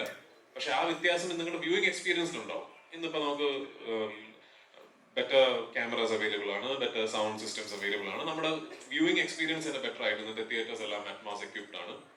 അപ്പൊ ആ വ്യത്യാസമുണ്ട്. മാത്രമല്ല ഇത് 90കളുടെ തുടക്കത്തിൽ നടക്കുന്ന ഒരു കഥ ആയതുകൊണ്ട് ഇതിന്റെ ഒരു എസ്തെറ്റിക്സും ലുക്ക് ആൻഡ് ഫീലും മാത്രമാണ് 90കളുടെ തുടക്കത്തിൽ നടക്കുന്നത് പോലെ. ഇതിന്റെ ഒരു നരേറ്റീവിന്റെ സ്റ്റൈലും സ്പീഡും കഥ പറയുന്ന രീതിയും എല്ലാം മോഡേൺ ആയിട്ടാണ് എനിക്ക് തോന്നിയിട്ടുള്ളത്. എന്നാൽ നമുക്ക് ഭയങ്കരമായിട്ട് ഒരു ഫെമിലിയാരിറ്റി തോന്നിപ്പിക്കുന്ന ഒരു ടെംപ്ലേറ്റ് ഉണ്ടല്ലോ ഈ മാസ് ആക്ഷൻ സിനിമകളുടെ. ആ ടെംപ്ലേറ്റ് സിനിമയ്ക്കുണ്ട്. പക്ഷെ ഈ കഥാഗതിയിൽ കഥ മുന്നോട്ട് സഞ്ചരിക്കുന്ന രീതിയിൽ ജെന്യുവൻ ആയിട്ട് പുതിയതെന്ന് എനിക്ക് തോന്നിയ 1-2 കാര്യങ്ങൾ ഈ സിനിമയിലുണ്ട്. അല്ലാതെ ഇത് നിങ്ങൾക്ക് ഏതോ കണ്ടു മറന്ന കുറെ സിനിമകളുടെ സീക്വൻസുകൾ എടുത്ത് അടുക്കി വെച്ച പുതിയൊരു സിനിമ ഉണ്ടാക്കിയ സിനിമയല്ല. ഇതിലൊരു ജെന്യുവൻ കഥയുണ്ട്. അത് ഇൻട്രസ്റ്റിംഗ് ആയിട്ടൊരു കഥയാണ്. ആ കഥ പ്രോഗ്രസ് ചെയ്യുന്ന സ്ക്രീൻ പ്ലേയും വളരെ ഇൻട്രസ്റ്റിംഗ് ആണ്. അതിനെ നമ്മൾ കുറച്ചു കാലമായിട്ട് അന്യാധീനപ്പെട്ടു പോയോ മലയാളത്തിൽ എന്ന് സംശയിക്കുന്ന ഒരു സിനിമാ ഭാഷയിൽ പറഞ്ഞിരിക്കുന്നു എന്ന് മാത്രം. ഹായ്, നമസ്കാരം. ഞാൻ RJ അലക്സ് ഫ്രം റേഡിയോ മുർസിയാണ്. എന്റെ ചോദ്യം പൃഥ്വിരാജിനോടാണ്. നമുക്കറിയാം ഷാജി കൈലാസ് എന്ന് പറയുന്ന ഒരു ഡയറക്ടർ അടി ഇടി വെടി അതിനപ്പുറത്തേക്ക് ഒരു ഡയലോഗ് ഉണ്ട്. അതായത് ഒരു നെടുനീളൻ ഡയലോഗുകൾ അദ്ദേഹത്തിന്റെ ചിത്രങ്ങളിൽ കാണാൻ സാധിക്കും. അങ്ങനെ എന്തെങ്കിലും ഈ ഒരു കടുവയിൽ ഉണ്ടോ? കടുവാക്കുന്നതിൽ കുറുവച്ചൻ അങ്ങനെ എന്തെങ്കിലും ഡയലോഗുകൾ പറയുന്നുണ്ടോ? എന്തായാലും ആ ഒരു എക്സ്പീരിയൻസ് ഒന്ന് പറയാമോ?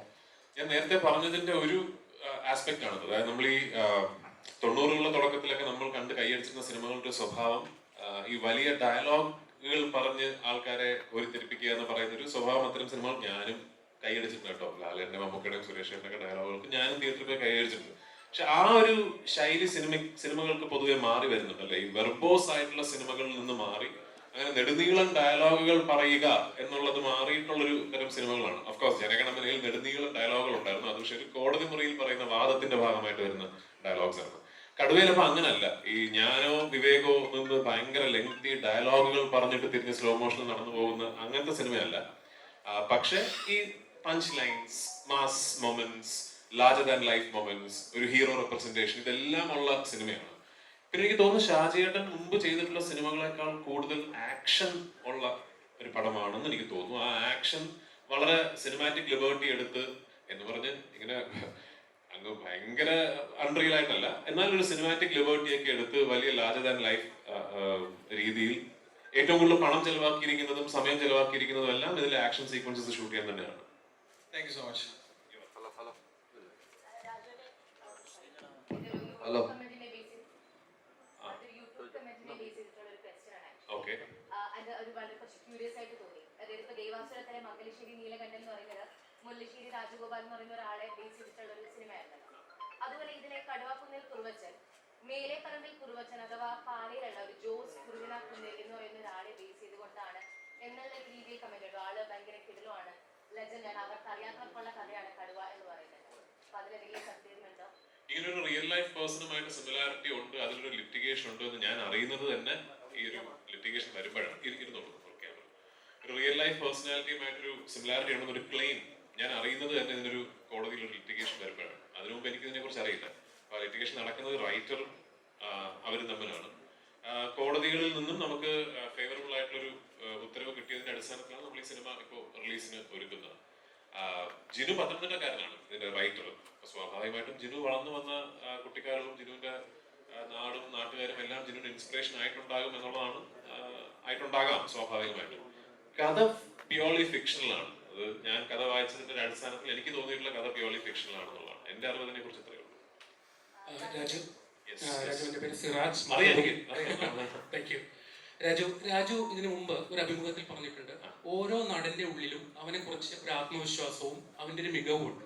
ആ മികവ് അല്ലെങ്കിൽ ആ ആത്മവിശ്വാസം ഇനിയും പുറത്തെടുക്കാൻ സംവിധായകനോ അല്ലെങ്കിൽ ആ എഴുത്തുകാരനോ ശ്രമിക്കണം. അയാൾ ഇനിയും ശ്രമിച്ചുകൊണ്ടേയിരിക്കണം. എന്നിൽ നിന്നുള്ള ഏറ്റവും ബെസ്റ്റ് ഇനിയും പുറത്ത് വന്നിട്ടില്ല എന്ന് ഓരോ നടനും കരുതുന്നു. 2012 സിംഹാസനം എന്ന ചിത്രത്തിൽ ഷാജിയേട്ടന്റെ എഴുത്ത്, ഷാജിയേട്ടന്റെ സംവിധാനം. 10 വർഷങ്ങൾക്ക് ശേഷം രാജു ഷാജിയേട്ടനിലേക്ക് വീണ്ടും വരുമ്പോൾ എത്രത്തോളം അത് പുറത്തെടുക്കാൻ ഷാജിയേട്ടന് കഴിഞ്ഞിട്ടുണ്ട്, എത്രത്തോളം പുറത്ത് നൽകാൻ രാജു എന്ന നടന് കഴിഞ്ഞിട്ടുണ്ട്? അത് ഞാൻ അഭിപ്രായപ്പെടേണ്ട കാര്യമല്ല. അത് സിനിമ കണ്ടു കഴിയുമ്പോൾ കാണുന്ന ആൾക്കാർ പറയേണ്ടതാണ്. പൃഥ്വിരാജ് എന്ന നടൻ സിംഹാസനത്തിൽ നിന്നും കടുവയിലെത്തുമ്പോൾ എത്രത്തോളം വളർന്നിട്ടുണ്ടെന്നോ അല്ലെങ്കിൽ എത്രത്തോളം ബെറ്റർ ആയിട്ടുണ്ടെന്നോ ഇല്ലെന്നോ ഒക്കെ പ്രേക്ഷകർ പറയേണ്ടതാണ്. എന്നെ സംബന്ധിച്ചിടത്തോളം അറ്റ് എനി പോയിന്റ് ഇപ്പോൾ ഒരു ആക്ടർ വിചാരിക്കുകയാണ് എനിക്കിനി ഒന്നും കൂടുതൽ ചെയ്യാനില്ല, ഞാൻ എൻ്റെ ബെസ്റ്റ് ഞാൻ ഓൾറെഡി ചെയ്ത് കഴിഞ്ഞ ഒരു ആക്ടർ വിചാരിക്കുകയാണെങ്കിൽ അതൊരു വളർച്ചയുടെ ഒരു മുരൾച്ചയായിട്ടാണ് എനിക്ക് തോന്നുന്നത്. കാരണം എന്താ വെച്ചാൽ നത്തിങ് മോർ ടു ഗ്രോ എന്നുള്ളൊരു തോന്നൽ വരും. എല്ലാ ആക്ടേഴ്സിനുള്ളിലും ഉണ്ടാകണമെന്നാണ് ഞാൻ വിശ്വസിക്കുന്നത്. അതായത് എനിക്ക് ഇനിയും ബെറ്റർ ആകാം, my best is yet to come, എൻ്റെ 100% പൊട്ടൻഷ്യൽ എന്ന് പറയുന്നത് ഞാൻ ഇതുവരെ അറ്റൈൻ ചെയ്തിട്ടില്ല. ഇത് ആക്ച്വലി നമ്മൾ ലാലേട്ടനോടോ മമ്മൂക്കയോടോ ഒരു സീനിയർ ആക്ടേഴ്സിനോട് സംസാരിക്കുമ്പോൾ അവരും ഷെയർ ചെയ്യുന്ന ഒരു ചിന്തയാണത്. അപ്പൊ അത് എല്ലാ ആക്ടേഴ്സിനുള്ളിലും ഉണ്ട്. And ultimately all actors at one point will be at the Mercy of the director. കാരണം ഒരു സംവിധായകൻ കൺസീവ് ചെയ്യുന്നത് പോലെ നമുക്ക് അഭിനയിക്കാൻ പറ്റും. ഒരു സംവിധായകൻ വെക്കുന്ന ഷോട്ടിനുള്ളിലേ നമുക്ക് അഭിനയിക്കാൻ പറ്റും. അപ്പൊ ഒരു ആക്ടറിന്റെ പെർഫോമൻസ് നല്ല രീതിയിൽ സ്ക്രീനിൽ പകർത്തപ്പെടണമെങ്കിൽ പെർഫോമൻസ് എന്താണെന്ന് മനസ്സിലാവുന്ന അല്ലെങ്കിൽ ഒരു പെർഫോമൻസ് എങ്ങനെ ഗ്രാഫ് ചെയ്യണമെന്ന് മനസ്സിലാകുന്ന ഒരു സംവിധായകൻ ഉണ്ടാവുക എന്ന് പറയുന്നത് തീർച്ചയായിട്ടും വലിയ നിർബന്ധമുള്ളൊരു കാര്യമാണ്. അതിന്റെ ഓഫ്കോഴ്സ് അഗ്രഗണ്യരിൽ ഒരാളാണ് ഷാജിയുടെ. ഈ മാസ് ഹീറോസ് ആയിട്ട് ആൾക്കാർ അഭിനയിക്കുമ്പോൾ അവരുടെ പെർഫോമൻസിനെ എങ്ങനെ ചാർട്ട് ചെയ്യണം, ഇവിടെ ഷോർട്ട് ഡിവിഷൻ, ഇവിടെ കട്ട്, ഇവിടെ ക്ലോസപ്പ്, കൗണ്ടർ റിയാക്ഷൻ, അത് കഴിഞ്ഞാൽ ട്രോളി, അതിന്റെ ഒരു മാസ്റ്ററാണ് അദ്ദേഹം. അപ്പൊ അത് ഞാൻ ഭയങ്കരമായിട്ട് എൻജോയ് ചെയ്തു ഈ സിനിമയിൽ. ഹലോ, ഇവിടെ ഹലോ ഭായ്. ഇപ്പൊ ഈ പറഞ്ഞ പോലെ ഷാജി കൈലാസിന്റെ സിനിമകളെല്ലാം നമ്മൾ കണ്ടുപോയി, നമ്മൾ ഏറ്റവും ഇഷ്ടപ്പെടുന്ന സിനിമകളാണ്. പൃഥ്വിരാജ് ഒരു ഡയറക്ടർ കൂടിയാണ്. ഷാജി സാറിൽ നിന്നും ഈ സിനിമയിലേക്ക് അഭിനയിക്കാത്ത ഡയറക്ഷൻ ഭാഗത്തിന് എന്തൊക്കെ ഒരു മാർഗനിർദ്ദേശം കിട്ടിയിട്ടുണ്ട്? ഷാജിയേട്ടൻ എനിക്ക് എന്തെങ്കിലും പറഞ്ഞു അത് എന്തൊക്കെ ഉപകാരപ്പെടുന്നു? ഷാജിയേട്ടൻ അങ്ങനെ എന്നെ വിളിച്ചിരുത്തിയൊന്നും പറഞ്ഞു തന്നിട്ടില്ല. പക്ഷെ ഷാജിയേട്ടൻ ഒരു ഡയറക്ടർ എന്ന നിലയ്ക്ക് എന്റെ ഏറ്റവും വലിയ ഇൻസ്പിറേഷൻസ് ഒരാളാണ് ഷാജിയേട്ടൻ. ഞാൻ ഇതിനു മുമ്പ് പറഞ്ഞിട്ടുണ്ട്, ഐവിശേഷ് സാറ്, ഷാജിയേട്ടൻ, ജോഷി സാറ്, ഭദ്രൻ സാറ്, ഇവരൊക്കെ എന്നെ ഭയങ്കരമായിട്ട് ഇൻഫ്ലുവൻസ് ചെയ്തിട്ടുള്ള ഫിലിം മേക്കേഴ്സ് ആണ്. What was said and done മലയാള സിനിമയുടെ ഒരു കാലഘട്ടത്തിൽ മുഖ്യധാരാ സിനിമയുടെ ഫിലിം മേക്കിംഗ് ലാംഗ്വേജിന് സിംഗിൾ ഹാൻഡഡ്ലി ഒരു മാറ്റം വരുത്തിയ ഡയറക്ടേഴ്സ് ഒരാളാണ് ഷാജിയേട്ടൻ. ഷാജിയേട്ടന്റെ അസുരവംശം മുതലുള്ള സിനിമകളൊക്കെ ഇങ്ങോട്ട് നമ്മൾ നോക്കുമ്പോൾ പെട്ടെന്ന് ഒരു പുതിയൊരു ഫിലിം ലാംഗ്വേജ് വന്നൊരു ഫീലിംഗ് അന്ന് നമുക്ക് എല്ലാവർക്കും ഉണ്ടായിരുന്നു. ലൂസിഫർ ഒരു ഫിലിം സ്റ്റുഡന്റ് കാണുകയാണെങ്കിൽ, സിനിമയെ വളരെ ക്ലോസ് ആയിട്ട് ഒബ്സർവ് ചെയ്യുന്നൊരു ഫിലിം സ്റ്റുഡന്റ് കാണുകയാണെങ്കിൽ നിങ്ങൾക്ക് മനസ്സിലാവും ലൂസിഫറിൽ ഒരുപാട് ഷാജി കൈലാസ് ഇൻസ്പിറേഷൻ ഉണ്ട്, ജോഷി സാർ ഇൻസ്പിറേഷൻ ഉണ്ട്, ഭദ്രൻ സാർ ഇൻസ്പിറേഷൻ ഉണ്ട്. ഇവരെല്ലാം എന്നെ ഇൻസ്പയർ ആയിട്ടുള്ള ഫിലിം മേക്കേഴ്സാണ്. എനിക്ക് ഷാജിയേട്ടന് ഭയങ്കരമായിട്ട് ഞാൻ ആരാധനയോട് കൂടി നോക്കി നിന്നിട്ടുള്ളത് ഷാജിയേട്ടൻ ഡയലോഗ് സീനുകൾ ഷോർട്ട് ഡിവൈഡ് ചെയ്യുന്നതാണ്. പലപ്പോഴും നമുക്ക് ചില പുതിയ new age film makers challenging ആയിട്ട് അവർക്ക് തോന്നാറുള്ളത്, ഇപ്പൊ 3-4 പേര് ഒരു മേശയ്ക്ക് ചുറ്റും വരുന്നു, സംസാരിക്കുന്നു, ഒരു സ്ലോ മോഷൻ നടക്കുന്നു, കാർ വന്ന് നിർത്തുന്നു, ഇറങ്ങുന്നു, പോകുന്നു, അതൊക്കെ ഓക്കെ, ഒന്നും വേറൊന്നുമില്ല, ഒരു മേശയ്ക്ക് ചുറ്റും വരുന്ന 3-4 പേര് സംസാരിക്കുന്നു. അത്തരം ഒരു സീനിന് എങ്ങനെ ഒരു ടെമ്പോ ക്രിയേറ്റ് ചെയ്യാം, അങ്ങനത്തെ ഒരു സീനിന് എങ്ങനെ ഒരു ഗ്രാഫ് ഉണ്ടാക്കാം, ആ സീനിന് എങ്ങനെ ഒരു രോമാഞ്ചം കൊള്ളിക്കാം എന്നൊക്കെ പറയുന്ന ഒരു ഷോർട്ട് ഡിവിഷൻ ഉണ്ടല്ലോ, അത് ഷാജിയേട്ടൻ ഭയങ്കര മാസ്റ്ററിയാണ് അതിൽ നിന്ന് എനിക്ക് തോന്നിയിട്ടുണ്ട്. ഞാന് ലൂസിഫറിൽ നിന്നെ രക്ഷിക്കാൻ ആരുണ്ടാ എന്ന് സ്റ്റീഫനോട് ബോബി ചോദിക്കുമ്പോൾ, ബോബിയോട് സ്റ്റീഫൻ ചോദിക്കുമ്പോൾ ആ സീൻ, ആ 3 പേരുമുള്ള സീൻ എനിക്ക് ഭയങ്കര റെഫറൻസ് ആയത് ഒരുപാട് ഷാജി ഏട്ടന്റെ സിനിമകളാണ്. കാരണം ആ വൺസ് ലാലേട്ടൻ ആ മുറിക്കകത്ത് വന്ന് ഇരുന്ന് കഴിഞ്ഞാൽ പിന്നെ തന്നെ വേറൊന്നും നടക്കുന്നില്ലല്ലോ. 3 പേര് 3 സ്ഥലത്തിരിക്കുന്നു, സംസാരിക്കുന്നു. പക്ഷെ ആ സീനിൽ ഞാൻ കാണുന്ന ഓഡിയൻസിന് ഒരു ഇമോഷണൽ ഗ്രാഫ് ഉണ്ടാക്കണം. അവിടെ ആ സീനിന് ഒരു ക്ലൈമാക്സ് ഉണ്ട്. ആ ക്ലൈമാക്സിൽ ലാലേട്ടന്റെ ക്യാരക്ടറിന് വേണ്ടി ഓഡിയൻസ് കൈയടിക്കുന്നതിലേക്ക് ഞാൻ അതിനെ കൊണ്ട് എത്തിക്കണം എന്ന് പറയുന്ന ഒരു ഗ്രാഫ് ക്രിയേറ്റ് ചെയ്യുന്നതിന്റെ മാസ്റ്ററാണ് ഷാജിയേട്ടൻ. അത് ഇപ്പോഴും അദ്ദേഹത്തിന് ആ സ്കില്ല് 100% ഉണ്ട്.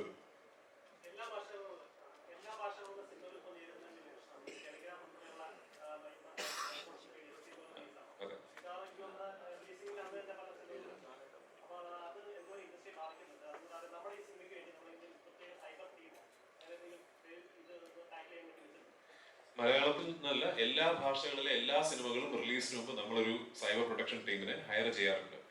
അൺഫോർച്ചുനേറ്റ്ലി അവരെല്ലാവരും പ്രിവെൻഷൻ ടീമല്ല, ക്യൂർ ടീമാണ്. കാരണം എന്താ വെച്ചാൽ സിനിമ ഇറങ്ങി ഓൺലൈനിൽ ടെലിഗ്രാം ലിങ്കുകൾ വരുമ്പോൾ ഓരോ ലിങ്ക് ആയിട്ട് ബ്ലോക്ക് ചെയ്തുകൊണ്ടിരിക്കുക, ഡിലീറ്റ് ചെയ്തുകൊണ്ടിരിക്കുക, അതാണ് അവരുടെ ജോലി. അത് നമ്മളൊരു ആദ്യത്തെ 4 വീക്സ് നമ്മൾ ചെയ്യും. 4 വീക്സ് കഴിഞ്ഞാൽ പിന്നെ ഉത്തരവാദിത്വം ഡിജിറ്റൽ സ്ട്രീമിംഗ് റൈറ്റ്സ് വാങ്ങിച്ച ആൾക്കാരിലേക്ക് മാറ്റി കൊടുക്കപ്പെടും. ചോദിച്ചത് ഒരു $1 million ക്വസ്റ്റ്യൻ ആണ്. കാരണം ഇത് ഇന്ന് നമ്മുടെ ഇൻഡസ്ട്രി നേരിടുന്ന, നമ്മുടെ അല്ല സിനിമ വ്യവസായം നേരിടുന്ന, ഇന്നല്ല കഴിഞ്ഞ കുറെ പതിറ്റാണ്ടുകളായി നേരിടുന്ന ഏറ്റവും വലിയ ചാലഞ്ചസിലൊന്ന് ഈ പൈറസി തന്നെയാണ്. ഇതിന്റെ ഒരു അന്തിമ മരുന്ന് എന്ന് പറയുന്നത് മറ്റേ സൈഡിൽ നിന്നാണ് വരേണ്ടത്. പ്രേക്ഷകരങ്ങ് തീരുമാനിക്കണം, വേണ്ട നമ്മൾ കാണുന്നില്ല, നമ്മൾ തിയേറ്ററിൽ കണ്ടോളാം, തിയേറ്ററിൽ കാണാൻ പറ്റിയില്ലെങ്കിൽ നമ്മൾ വെയിറ്റ് ചെയ്തിട്ട് ഏതെങ്കിലും OTT സർവീസിലോ അല്ലെങ്കിൽ ചാനലിലോ കണ്ടോളാം. പ്രേക്ഷകർ, എനിക്ക് തോന്നുന്ന ഒരു പരിധിവരെ സിനിമ ഈ ഒരു യുദ്ധത്തിൽ പൂർണ്ണമായും പരാജയപ്പെടാതെ പിടിച്ചു നിൽക്കുന്നത് ഈ പ്രേക്ഷക പിന്തുണ കാരണമാണ്. ഇന്നും ഒരു വലിയ സിനിമ തിയേറ്ററിൽ ഇറങ്ങുമ്പോൾ ഇല്ല ഞങ്ങൾ തിയേറ്ററിൽ പോയി തന്നെ കണ്ടോളാം, തിയേറ്ററിൽ പോയി തന്നെ കാണണം എന്ന് വിശ്വസിക്കുന്ന ഒരു വലിയ പ്രേക്ഷക സമൂഹം ഇവിടെ നിൽക്കുന്നത് കൊണ്ടാണ് ഇത്രയും എഗൻസ്റ്റ് ആയിട്ട് കാര്യങ്ങൾ നമുക്കുള്ളപ്പോഴും ഇൻഡസ്ട്രി പിടിച്ചു നിൽക്കുന്നത്. അതല്ലെങ്കിൽ അതൊരു എത്ര ക്ലീഷേ ഡയലോഗാണ്, പക്ഷെ ഇത് കാരണം എത്ര പേർക്കാണ് ലോസ് ഉണ്ടാകുന്നതെന്ന് അറിയും. Producers of course, distributors of course, അത് ആ ലോസിന്റെ ഒരു ബട്ടർഫ്ലൈ ഇഫക്റ്റ് ഇൻഡസ്ട്രിയുടെ ഏറ്റവും താഴെയുള്ള ആൾക്കാർ വരെ വരും. ഇപ്പോഴും അവർക്ക് ഇതിൽ എന്താണ് ഗെയിൻ എന്ന് മനസ്സിലാവുന്നില്ല. അത് എന്താണ് അവർ നേടുന്നത് എന്ന് എനിക്ക് പിടികിട്ടുന്നില്ല. സോ അതിനൊരു പ്രിവെൻഷൻ ഇന്നും ഇല്ല. ഇപ്പോഴും ക്യൂറിന് വേണ്ടിയാണ് നമ്മൾ എല്ലാവരും ഓടി കിടക്കുന്നത്.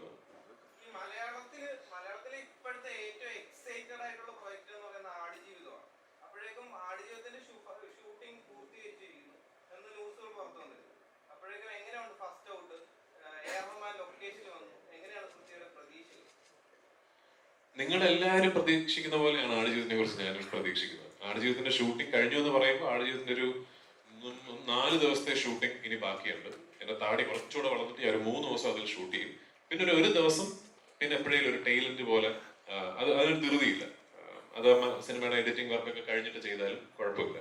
പക്ഷെ നമ്മുടെ പ്രധാന ചാലഞ്ച് എന്ന് പറയുന്ന മരുഭൂമിയിലെ ഷൂട്ട്, ഈ ഫോറിൻ രാജ്യത്ത് ഷൂട്ട് ചെയ്യുന്നത്, അത് പൂർണ്ണമായും കഴിഞ്ഞു. അതൊരു വലിയ സമാധാനമാണ്.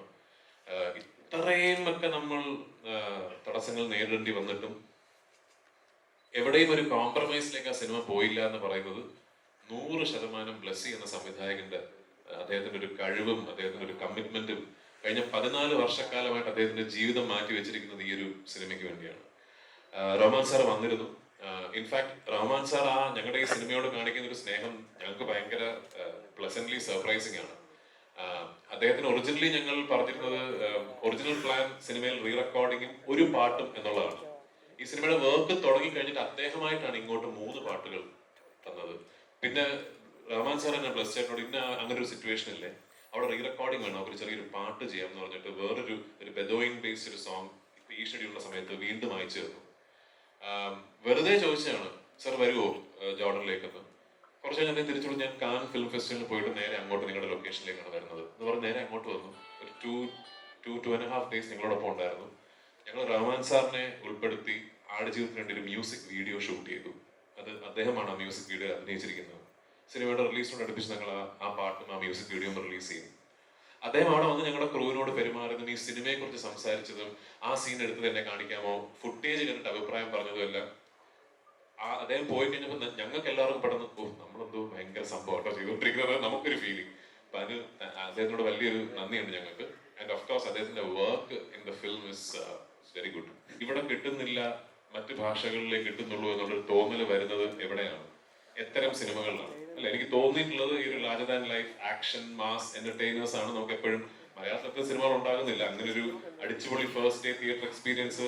ഓഫ് കോഴ്സ് വല്ലപ്പോഴും ഉണ്ടാവും, അതല്ലെങ്കിൽ കൺസിസ്റ്റന്റ് ആയിട്ട് നമുക്ക് കിട്ടുക അന്യഭാഷ ചിത്രങ്ങളിലാണെന്നൊരു നരേറ്റീവ് ഇവിടെ ഉണ്ട്. അപ്പൊ അതാണ് ഞാൻ പറഞ്ഞ അത്തരം സിനിമകൾ നമ്മുടെ ഇൻഡസ്ട്രിയിൽ നിന്ന് ഉണ്ടാകണമെന്ന്. ഇപ്പൊ ഈ ഒറ്റ സിനിമ ഞാൻ ഡബ് ചെയ്ത് 5 ഭാഷകളിൽ അതാത് സംസ്ഥാനങ്ങളിലെ തിയേറ്ററുകൾ റിലീസ് ചെയ്തുകൊണ്ട് ഈ ഒറ്റ സിനിമ കൊണ്ട് കംപ്ലീറ്റ് കാര്യങ്ങൾ മാറി മറിഞ്ഞ് എല്ലാം ഭയങ്കരമാകും എന്നൊരു പ്രതീക്ഷ ഞങ്ങൾക്ക് ആർക്കുമില്ല. പക്ഷെ ഇത് എവിടെയെങ്കിലും തുടങ്ങണ്ടേ, എവിടെയെങ്കിലും തുടങ്ങണമല്ലോ.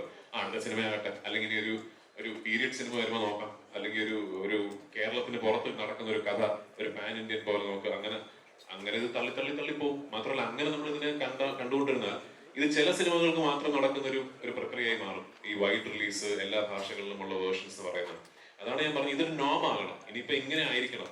എന്റെ ആഗ്രഹം ഇനി എല്ലാ വലിയ മലയാള സിനിമകളും എല്ലാ മേജർ മെട്രോ സിറ്റീസിലും പോയിട്ട് ഇങ്ങനെ പബ്ലിസിറ്റി മീറ്റിംഗ് എല്ലാം നടത്തി ലാസ്റ്റ് വന്ന് ഇവിടെ ഒരു ക്ലൈമാക്സ് നമ്മുടെ സുഹൃത്തുക്കളോടൊപ്പം, നമ്മുടെ മാധ്യമ സുഹൃത്തുക്കളോടൊപ്പം ഇവിടെയാണ് പ്രീ റിലീസ് ഒരു ഇവന്റ് എന്ന് പറഞ്ഞാൽ അങ്ങനെയാണ് അതിന്റെ എന്റെ ആഗ്രഹം. അങ്ങനെയാണ് എന്റെ സിനിമകൾക്ക് മാത്രമല്ല എല്ലാ സിനിമകൾക്കും അങ്ങനെ ആയിരിക്കും ഞാൻ ആഗ്രഹിക്കുന്നു. അങ്ങനെ ആവട്ടെ. മറ്റാരോടെങ്കിലും ഒരു ചോദ്യം ചോദിക്കണം തോന്നുന്നു? Yes, I can. So, my question is to Mr. Vivek Oberoi. What do you think? Nowadays, South Indian movies are getting more response. Okay. What do you think? As a Bollywood actor, what do you think? The change is happening slowly. We are getting more response and audience. What is your opinion about the South Indian film industry as now? No, it's amazing. I'm really, really happy for all my friends, my family in South India for the success that they're achieving.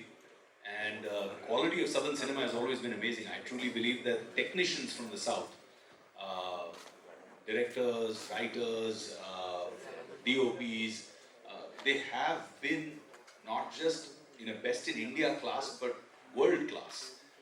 And I'm really, really happy that they're getting pan-India national recognition. People are enjoying their stories because I truly believe that emotion has no language. If you can connect with people and they enjoy the story, it's amazing. And OTT, I think, is making the world smaller. Because suddenly you and I are sitting here and watching a Korean show called Squid Game. And we're both loving it and writing about it, right? It has nothing to do with either Malayali culture or Punjabi culture or any kind of Indian culture. And yet, we're connecting with it because it's a great story and it's well told. I think that is making the world a smaller space. And I'm looking forward to the time where we remove the geographical boundaries and start to collaborate a lot more. Part of the reason why I consciously decided that I want to do one film in each southern language at least, and open my mind and my heart out to collaborate with all my southern colleagues and said, listen man, if you ever need me, I'm here. I'm there with you. Forget about money, forget about everything else. I really want to be a part of your cinema also and build that relationship. And I've really enjoyed between these two films my association with Malayalam cinema, and I'm looking forward to doing a lot more. We are happy, sir. Such a great actor cooperating with us. It is very happy to us also. Thank you for the love. Thank you so much. ലിസ്റ്റിന്റെ അടുത്താണ് ലിസ്റ്റിൻ ഇവിടെ list ഇപ്പൊ ഈ പറഞ്ഞ പോലെ നേരത്തെ പറഞ്ഞ ഏറ്റവും ലിസ്റ്റിൻ നിർമ്മിച്ച സിനിമയിൽ ഏറ്റവും പണം മുടക്ക് കൂടുതലുള്ള സിനിമയാണെന്ന് ലിസ്റ്റിൻ പറഞ്ഞു. അത് നമ്മള് സിനിമ കണ്ട് നമ്മൾ പ്രേക്ഷകർ വിലയിരുത്തുകയും ചെയ്യും. ആ സിനിമ അത്രമാത്രം പണം മുടക്കിയിട്ടുണ്ടെന്ന്. മറ്റൊരു കാര്യം, ലിസ്റ്റിൻ ഈ ലൊക്കേഷനിൽ പല ദിവസങ്ങളും ലിസ്റ്റിൽ പങ്കെടുത്താണ്. പല വിവാദങ്ങളും ലൊക്കേഷനിൽ ഉണ്ടായതാണ്. അവിടെ ഒരു സമരം നടത്തിയിരുന്നു, ലൊക്കേഷനിലേക്ക് ഒരു മാർച്ച് നടത്തിയിരുന്നു. അതോടൊപ്പം തന്നെ കോടതിയുമായി വലിയൊരു പോരാട്ടം നടത്തി. അങ്ങനെയാണ് ഈ സിനിമ റിലീസിനെത്തുന്നത്. അത് എങ്ങനെയാണ് ആ ഒരു പോരാട്ടം എങ്ങനെയാണ് കാണുന്നത്? കോടതിയിൽ നിന്ന് ഒരു വിധിയുടെ കാര്യം ഉണ്ടായി, കോടതിയിൽ നിന്ന് ഒരു സ്റ്റേ വന്നിരുന്നു.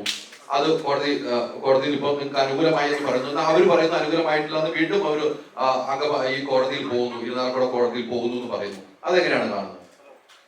അല്ലല്ല, അതൊരു എക്സ്പീരിയൻസ് ആയിരുന്നു.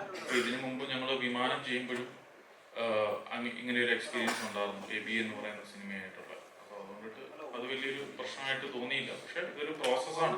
ഒരാൾ കേസ് കൊടുക്കുന്നു, നമ്മൾ അതിനെ അഗൻസ്റ്റ് ആയിട്ട് ഈവൻ കൊടുക്കുന്നു.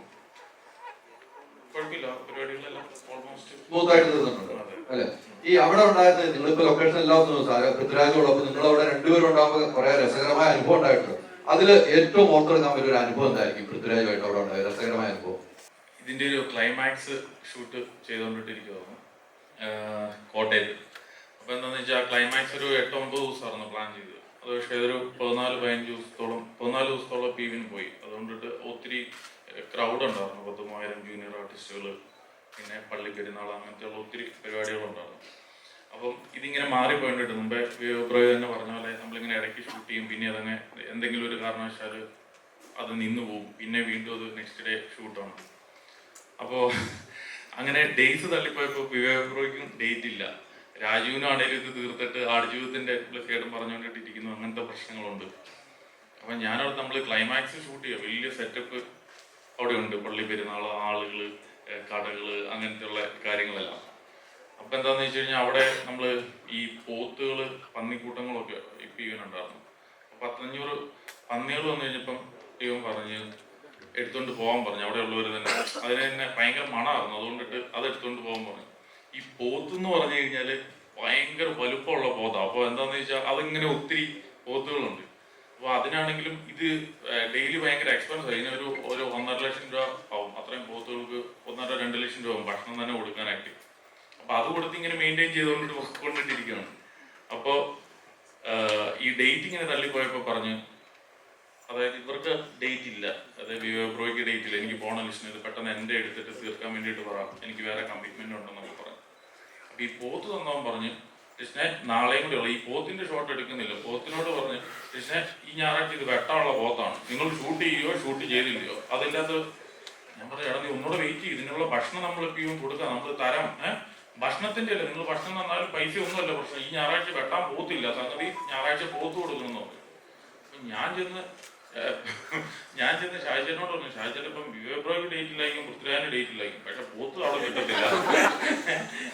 പോത്തുകാരൻ ഏതായാലും ഞായറാഴ്ച ഉണ്ടാവത്തില്ല. അതുകൊണ്ടിട്ട് നീ പോത്തിനോട് എങ്ങനെയെങ്കിലും പറഞ്ഞ് അഡ്ജസ്റ്റ് ചെയ്യാൻ പറഞ്ഞു. ഞാൻ പറഞ്ഞു, ഞാൻ എങ്ങനെയാണ് പോത്തിന്. അപ്പൊ ഷാജിച്ചേട്ടനും ആ ഒരു ഇതിൽ നിൽക്കുവാണ്, കാര്യം എങ്ങനെയാണ് ഷൂട്ട് നടക്കുന്നത്. അപ്പൊ അവിടെ ചപ്പാത്തി കിട്ടിയില്ല, ഒരുത്തിന് പൂത്ത ചപ്പാത്തി ആയിട്ട് നമ്മളവിടെ ചപ്പാത്തി ഉണ്ടാക്കുന്നത്, ഓരോ കടകളിൽ നിന്ന് വാങ്ങുന്നതല്ലേ. ഇത് കൂട്ടുള്ള വർത്തമാനങ്ങളുടെ ഇടയിൽ പിന്നെ ഇതിന്റെ ഇടയിൽ നമ്മൾ പ്രൊഡ്യൂസ് ചെയ്യുന്നു. വളരെ രസകരമായിട്ടുള്ള ഒരു അനുഭവമായിരുന്നു. പോത്തിനോട് കമ്മ്യൂണിക്കേറ്റ് ചെയ്യുക, ആർട്ടിസ്റ്റിനോട് കമ്മ്യൂണിക്കേറ്റ് ചെയ്യുക. ഇനിയും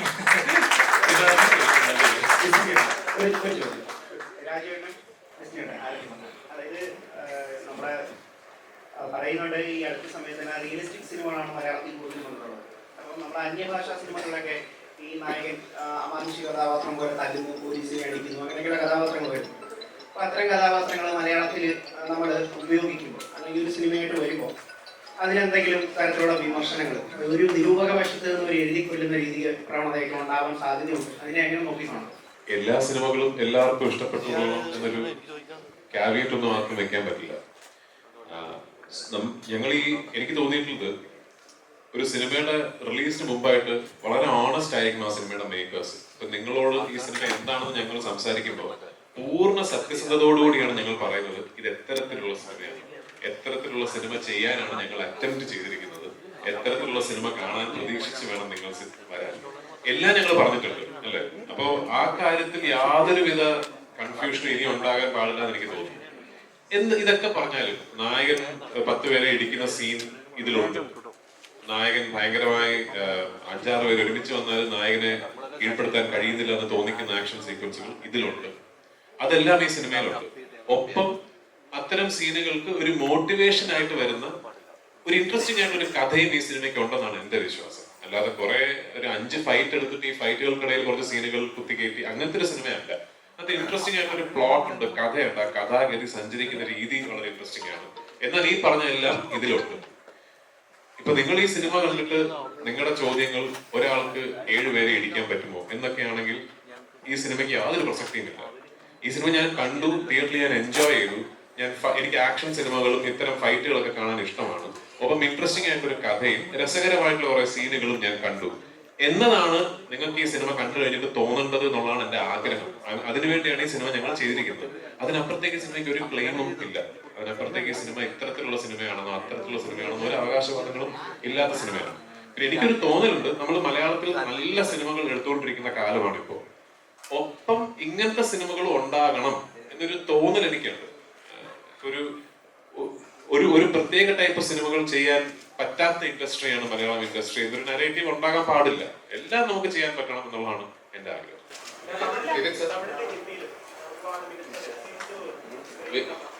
വെബ് സീരീസ് ആണ്. ഞാൻ കണ്ടില്ല, നല്ലതെന്ന് കേട്ടു. ഓൾറെഡി ഇന്ത്യയിലെ ലീഡിംഗ് പ്ലാറ്റ്ഫോംസ് പൃഥ്വിരാജ് പ്രൊഡക്ഷൻസിനെ സമീപിച്ചു കഴിഞ്ഞു. ഒരു വെബ് സീരീസ് ചെയ്ത് അവർക്ക് കൊടുക്കാമോ എന്ന ചോദ്യമായിട്ട്. അതിൽ ഒരെണ്ണം മോർ ഓർ ലെസ് ചിലപ്പോൾ ഞാൻ ഗ്രീൻ ലൈറ്റ് ചെയ്ത് ചിലപ്പോൾ നടന്നേക്കാം. ഞാൻ അഭിനയിക്കുന്ന ഒരു വെബ് സീരീസിനെ കുറിച്ചൊരു ചർച്ചകൾ നടന്നുകൊണ്ടിരിക്കുകയാണ്. അതിന്റെ പ്രാരംഭഘട്ട ചർച്ച നടക്കുന്നതേ ഉള്ളൂ. എന്നോട് ചോദിക്കുകയാണെങ്കിൽ ഇതെല്ലാം ഈക്വലി ഡിസേർവിംഗ് ആണ്. ഇപ്പോ വിവേകിന്റെ ഇൻസൈഡ് എഡ്ജ് എന്ന് പറയുന്ന web series is such A huge success. Your own season 3 now. Season 3 Vivek ഇപ്പൊ രോഹിത് ഷെട്ടി ചെയ്യുന്ന പോലീസ്, ഇന്ത്യൻ പോലീസ് എന്ന് പറയുന്ന സീരീസിൽ സിദ്ധാർത്ഥ് മൽഹോത്രയും വിവേകുമാണ് പ്രധാന കഥാപാത്രങ്ങൾ ചെയ്യുന്നത്. എനിക്ക് പേഴ്സണലി അറിയാം അതിന്റെ റവന്യൂ എന്താണ്, ആദ്യത്തെ സീസൺ എത്ര രൂപയ്ക്കാണ് ഒരു മൗണ്ട് ചെയ്തിരിക്കുന്നത് എനിക്കറിയാം. അത് അത്രയും സ്കെയിലുള്ള ഒരു ബോളിവുഡ് ഫിലിമിൽ ഇല്ല എന്നാണ് എനിക്ക് തോന്നുന്നത്. അറ്റ്ലീസ്റ്റ് കറന്റ്ലി അണ്ടർ ഷൂട്ടിംഗ് നടക്കുന്ന ഒരു സിനിമയ്ക്ക് അത്ര വലിയൊരു ബഡ്ജറ്റ് ഉണ്ടാവില്ലെന്നാണ് തോന്നുന്നത്. അപ്പോൾ അതൊരു ലെജിറ്റിമേറ്റ് ഒരു ഫോം ഓഫ് എന്റർടൈൻമെന്റ് ആണ്. എനിക്ക് I would love to do it. എനിക്കൊരു ഇൻട്രസ്റ്റിംഗ് ആയിട്ടുള്ള ഒരു വെബ് സീരീസിൽ അഭിനയിക്കാൻ അവസരം കിട്ടിയാൽ എനിക്ക് വലിയ താല്പര്യമുള്ള കാര്യം തന്നെ.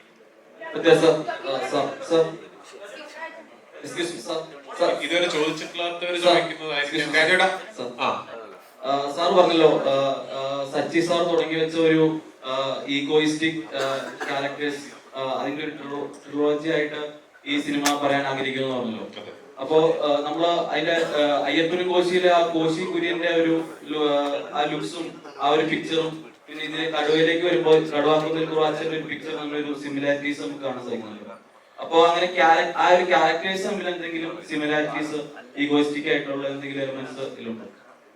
സത്യത്തിൽ ഈ മെയിൻ ഈഗോയിന്റെ ട്രിലജി എന്ന വാക്യം സച്ചിയാണ് എന്നോട് ആദ്യം പറയുന്നത്. കാരണം ഡ്രൈവിംഗ് ലൈസൻസ് അയ്യപ്പനും കോശിയും കഴിഞ്ഞ് സച്ചി എന്നെ വെച്ച് അടുത്ത ചെയ്യാനിരുന്ന സിനിമ വിലായത്ത് ബുദ്ധയാണ്. വിലായത്ത് ബുദ്ധ കഥ വായിച്ചപ്പോൾ നിങ്ങൾക്ക് മനസ്സിലാവും അതിലും 2 ആൾക്കാർ തമ്മിലുള്ള ഒരു ഈഗോ ടസിലുണ്ട്. അന്ന് സച്ചിയാണ് തമാശക്ക് എന്നോട് പറഞ്ഞത് നമ്മൾ രണ്ടുപേരും കൂടെ ഇങ്ങനെ മെയിൽ ഈഗോയിന്റെ ട്രിലജി നമ്മൾ കംപ്ലീറ്റ് ചെയ്യാൻ പോവാണ്. അതിനിടയിൽ കടുവ വന്നു. കടുവയും അതുപോലത്തെ ഒരു സിനിമയാണ്. വിലായത്ത് ബുദ്ധ ഞാൻ ചെയ്യുന്നുണ്ട്. സച്ചിയുടെ അസോസിയേറ്റും എന്റെയും അസോസിയേറ്റ് ആയ ജയൻ നമ്പ്യാറാണ് ഇതിപ്പോ ഡയറക്ട് ചെയ്യുന്നത്. ഇതില് കടുവാക്കുന്നിൽ കുറുവച്ചൻ എന്ന് പറയുന്ന കഥാപാത്രവും കോശി കുര്യനും തമ്മിൽ യാതൊരു ബന്ധവുമില്ല. കാരണം കോശി ഒരു അണ്ടർ അച്ചീവറാണ്. കോശി ഒരു ഉഴപ്പനാണ്. കോശി ലൈഫിൽ വലിയ ആസ്പിറേഷനോ ആഗ്രഹങ്ങളോ ഒന്നും ഇല്ലാത്ത ഇങ്ങനെ എന്തായാലും അപ്പന് കുറച്ച് സ്വത്തൊക്കെ ഉണ്ട്. അതൊക്കെ നോക്കി നമ്മൾ അയാളുടെ വെള്ളോടിയും കാര്യങ്ങളുമായിട്ടൊക്കെ ഇങ്ങനെ നടക്കാന്ന് പറഞ്ഞിട്ട് ഉഴപ്പനാണ്. കുറുവച്ചൻ അതല്ല. കുറുവച്ചൻ ഭയങ്കര അച്ചീവറാണ്. ഭയങ്കര സക്സസ്ഫുൾ ബിസിനസ് ആണ്. സക്സസ്ഫുൾ പ്ലാനറാണ്. ഭയങ്കര പ്രൗഡ് ഫാമിലി മാനാണ്. അയാളുടെ നാട്ടുകാർക്കും അയാളുടെ വീട്ടുകാർക്കും എല്ലാം ഭയങ്കര ഉപകാരവും സഹായവും ചെയ്യുന്ന ഒരാളാണ്. അത് തന്നെയാണ് ആക്ച്വലി ജോസഫ്. സെയിം ആണ് Joseph.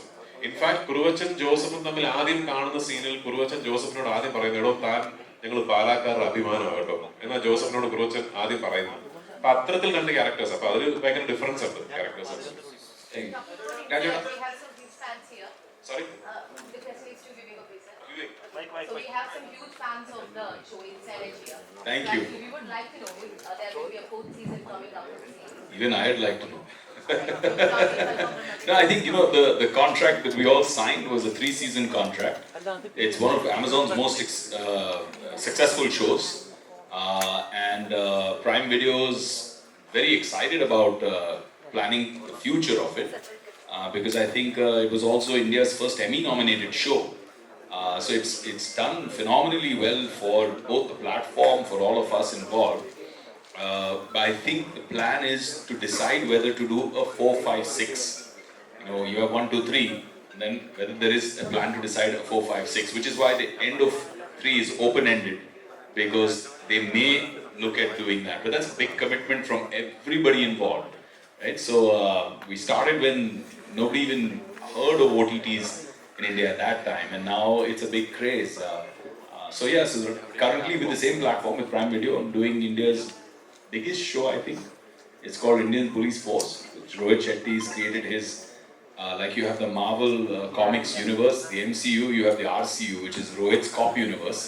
And he's mounted that on a phenomenal scale. I was just sharing with Prithvi the other day that this is allowing us to explore a certain kind and style of content making, which normally films will not allow you to do. So it's very exciting, and I hope that you know, both of us get to do something exciting together on the OTT space. So this will be the last question, okay? The last question. അപ്പൊ എന്നാ ചോദിച്ചിട്ടില്ലാത്ത ഒരാളെ ചോദിക്കണം please.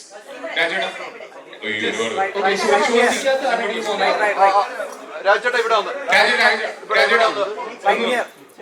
അല്ല okay, ചോദിച്ചു. ഇപ്പം ലാലേട്ടന്റെ കൂടെ Lucifer, Bro Daddy ഇതിലൊക്കെ അഭിനയിച്ചു. അപ്പം ആക്ഷൻ ലൂസിഫറിൽ രാജേട്ടൻ നേരത്തെ പറഞ്ഞു ലൂസിഫറിനെ കുറിച്ച് ഇപ്പോൾ ഷാജിയേട്ടന്റെ ഫിലിമിന്റെ ഇതിലെ ഒരു ആക്ഷൻസുമായിട്ട് ബന്ധപ്പെട്ട രീതിയിലുണ്ട് എന്ന് പറഞ്ഞു. അപ്പം അതേപോലത്തെ ആക്ഷൻ ഫിലിം ഇപ്പം വെയിറ്റിംഗ് ആയിട്ടുള്ള ഇപ്പം ഇവിടെ ഇപ്പം ലാലേട്ടൻ ഫാൻസ് ഉണ്ടാവും, മമ്മൂക്ക ഫാൻസ് ഉണ്ടാവും, രാജുവേട്ടൻ ഫാൻസ് ഉണ്ടാവും. ഇപ്പം ഓക്കെ, അപ്പം ഇനിയിപ്പം മമ്മൂക്കായുമൊത്ത് ഒരു ആക്ഷൻ പടം പൃഥ്വിരാജ് പ്രൊഡക്ഷൻസിന്റെ ബാനറിൽ ഇനി പ്രതീക്ഷിക്കാമോ പ്രേക്ഷകർ? അയ്യോ, എനിക്ക് നമുക്ക് വെച്ച് ഞാൻ ഒരു സ്ക്രിപ്റ്റ് കിട്ടിയാൽ ഉറപ്പായിട്ട് ഞാൻ വണ്ടി എടുത്ത് വീട്ടിൽ പോകും. അപ്പൊ ഈ ലൊക്കേഷന്റെ ഇടയിൽ എപ്പോഴെങ്കിലും ഷാജിയേട്ടൻ ഈ മമ്മൂക്കനെ വെച്ചിട്ട് ഒരു പടം, ഒരു ആക്ഷൻ പടം എടുക്കണം എന്നൊക്കെ സംസാരിച്ചിട്ടുണ്ടോ? എന്തെങ്കിലും എന്നോട് അങ്ങനത്തെ ഒരു സബ്ജക്റ്റിനെ പറ്റി പറഞ്ഞിട്ടില്ല. അങ്ങനെ ഒരു സബ്ജക്ട് ഉണ്ടെങ്കിൽ അദ്ദേഹത്തിന് എന്നെ ഇപ്പൊ ഷാജിയേട്ടനാണെങ്കിൽ ഉറപ്പായിട്ട് എടുത്ത് സംസാരിക്കാമല്ലോ. അപ്പൊ അങ്ങനെ എനിക്ക് ആ സബ്ജക്ട് ഇഷ്ടപ്പെട്ടാൽ ഞാൻ തന്നെ വണ്ടി എടുത്ത് പോയി നമുക്ക് എടുത്ത് സംസാരിക്കും. എനിക്ക് എന്താണ് ഇന്ന് കുഴപ്പം, എനിക്കല്ലേ ഗുണം. ഓക്കെ, എന്തായാലും all the best for the Kaduva. Thank you so much. Release 30 നിന്ന് മാറ്റി 7-ാം തീയതി. അപ്പൊ എന്തെങ്കിലും ഈ പ്രൊമോഷന്റെ ഇതുമായിട്ട് ബന്ധപ്പെട്ട് എന്തെങ്കിലും പ്രശ്നങ്ങളോ കാര്യങ്ങളോ അല്ല, ഞങ്ങൾക്ക് ഒരു സിനിമയുടെ ഒരു ലിറ്റിഗേഷൻ ഉണ്ടായിരുന്നു. അത് തീരുന്നു. പക്ഷെ ആ ലിറ്റിഗേഷൻ ബേസ് ചെയ്തിട്ട് സെൻസറിന് പോകുമ്പോൾ ഒരു പ്രോട്ടോകോൾ ഉള്ളത് ഞങ്ങൾക്ക് അറിയില്ലായിരുന്നു. അത് സെൻസറിന് ആപ്ലിക്കേഷൻ കൊടുത്തപ്പോഴാണ് ഇങ്ങനെ ഒരു ഫോർമാലിറ്റി ഉണ്ടെന്ന് ഞങ്ങൾ അറിയുന്നത്. അപ്പൊ അതുകൊണ്ട് സെൻസർ വൈകി, അതാണ് കാര്യം. Okay, thank you. There's like one more question. That will be the last question. Yeah. Last question ആയിരിക്കും. സംഘടനയുമായി സഹകരിക്കാത്ത നടന്മാർക്ക് ആനുകൂല്യം ഉണ്ടാവില്ല. 2 വർഷത്തോളം സംഘടനയുടെ പരിപാടികളിൽ പങ്കെടുക്കാത്തവർക്ക് ആനുകൂല്യം ഉണ്ടാവില്ല എന്ന് ഇന്നലെ അമ്മ സംഘടനയിൽ പറയുകയുണ്ടായി. അതിനോട് എന്താണ്? എനിക്ക് സത്യത്തിൽ ഇന്നലെ അമ്മ സംഘടനകളുടെ മീറ്റിംഗിൽ ഞാൻ പങ്കെടുത്തിട്ടില്ല. അവിടുന്ന് ഒരു ഇമെയിൽ വരുമായിരിക്കും, ഇതൊക്കെയാണ് സംഘടനയിൽ എടുത്ത തീരുമാനങ്ങൾ. അത് വായിച്ചതിന് ശേഷം അതിനെക്കുറിച്ചൊരു അഭിപ്രായം പറയാം. അതുപോലെ തന്നെ ഈ വിജയ് ബാബുവിനെതിരെ കോടതിയുടെ തീരുമാനം വന്നതിന് ശേഷം മാത്രം മതി നടപടി എന്നൊരു നിലപാട് കൂടെ അമ്മ എടുത്തിട്ടുണ്ട്. ആ നിലപാടിനോട് പൃഥ്വിരാജിന്റെ പ്രതികരണം എന്താണ്? തീർച്ചയായിട്ടും നമ്മൾ അതിനെക്കുറിച്ച് സംസാരിക്കുന്ന ഒരു 1-on-1 ചാറ്റിൽ ഞാൻ നിലപാട് പറയാം. This I would like to keep the narrative to Kaduva and its promotions.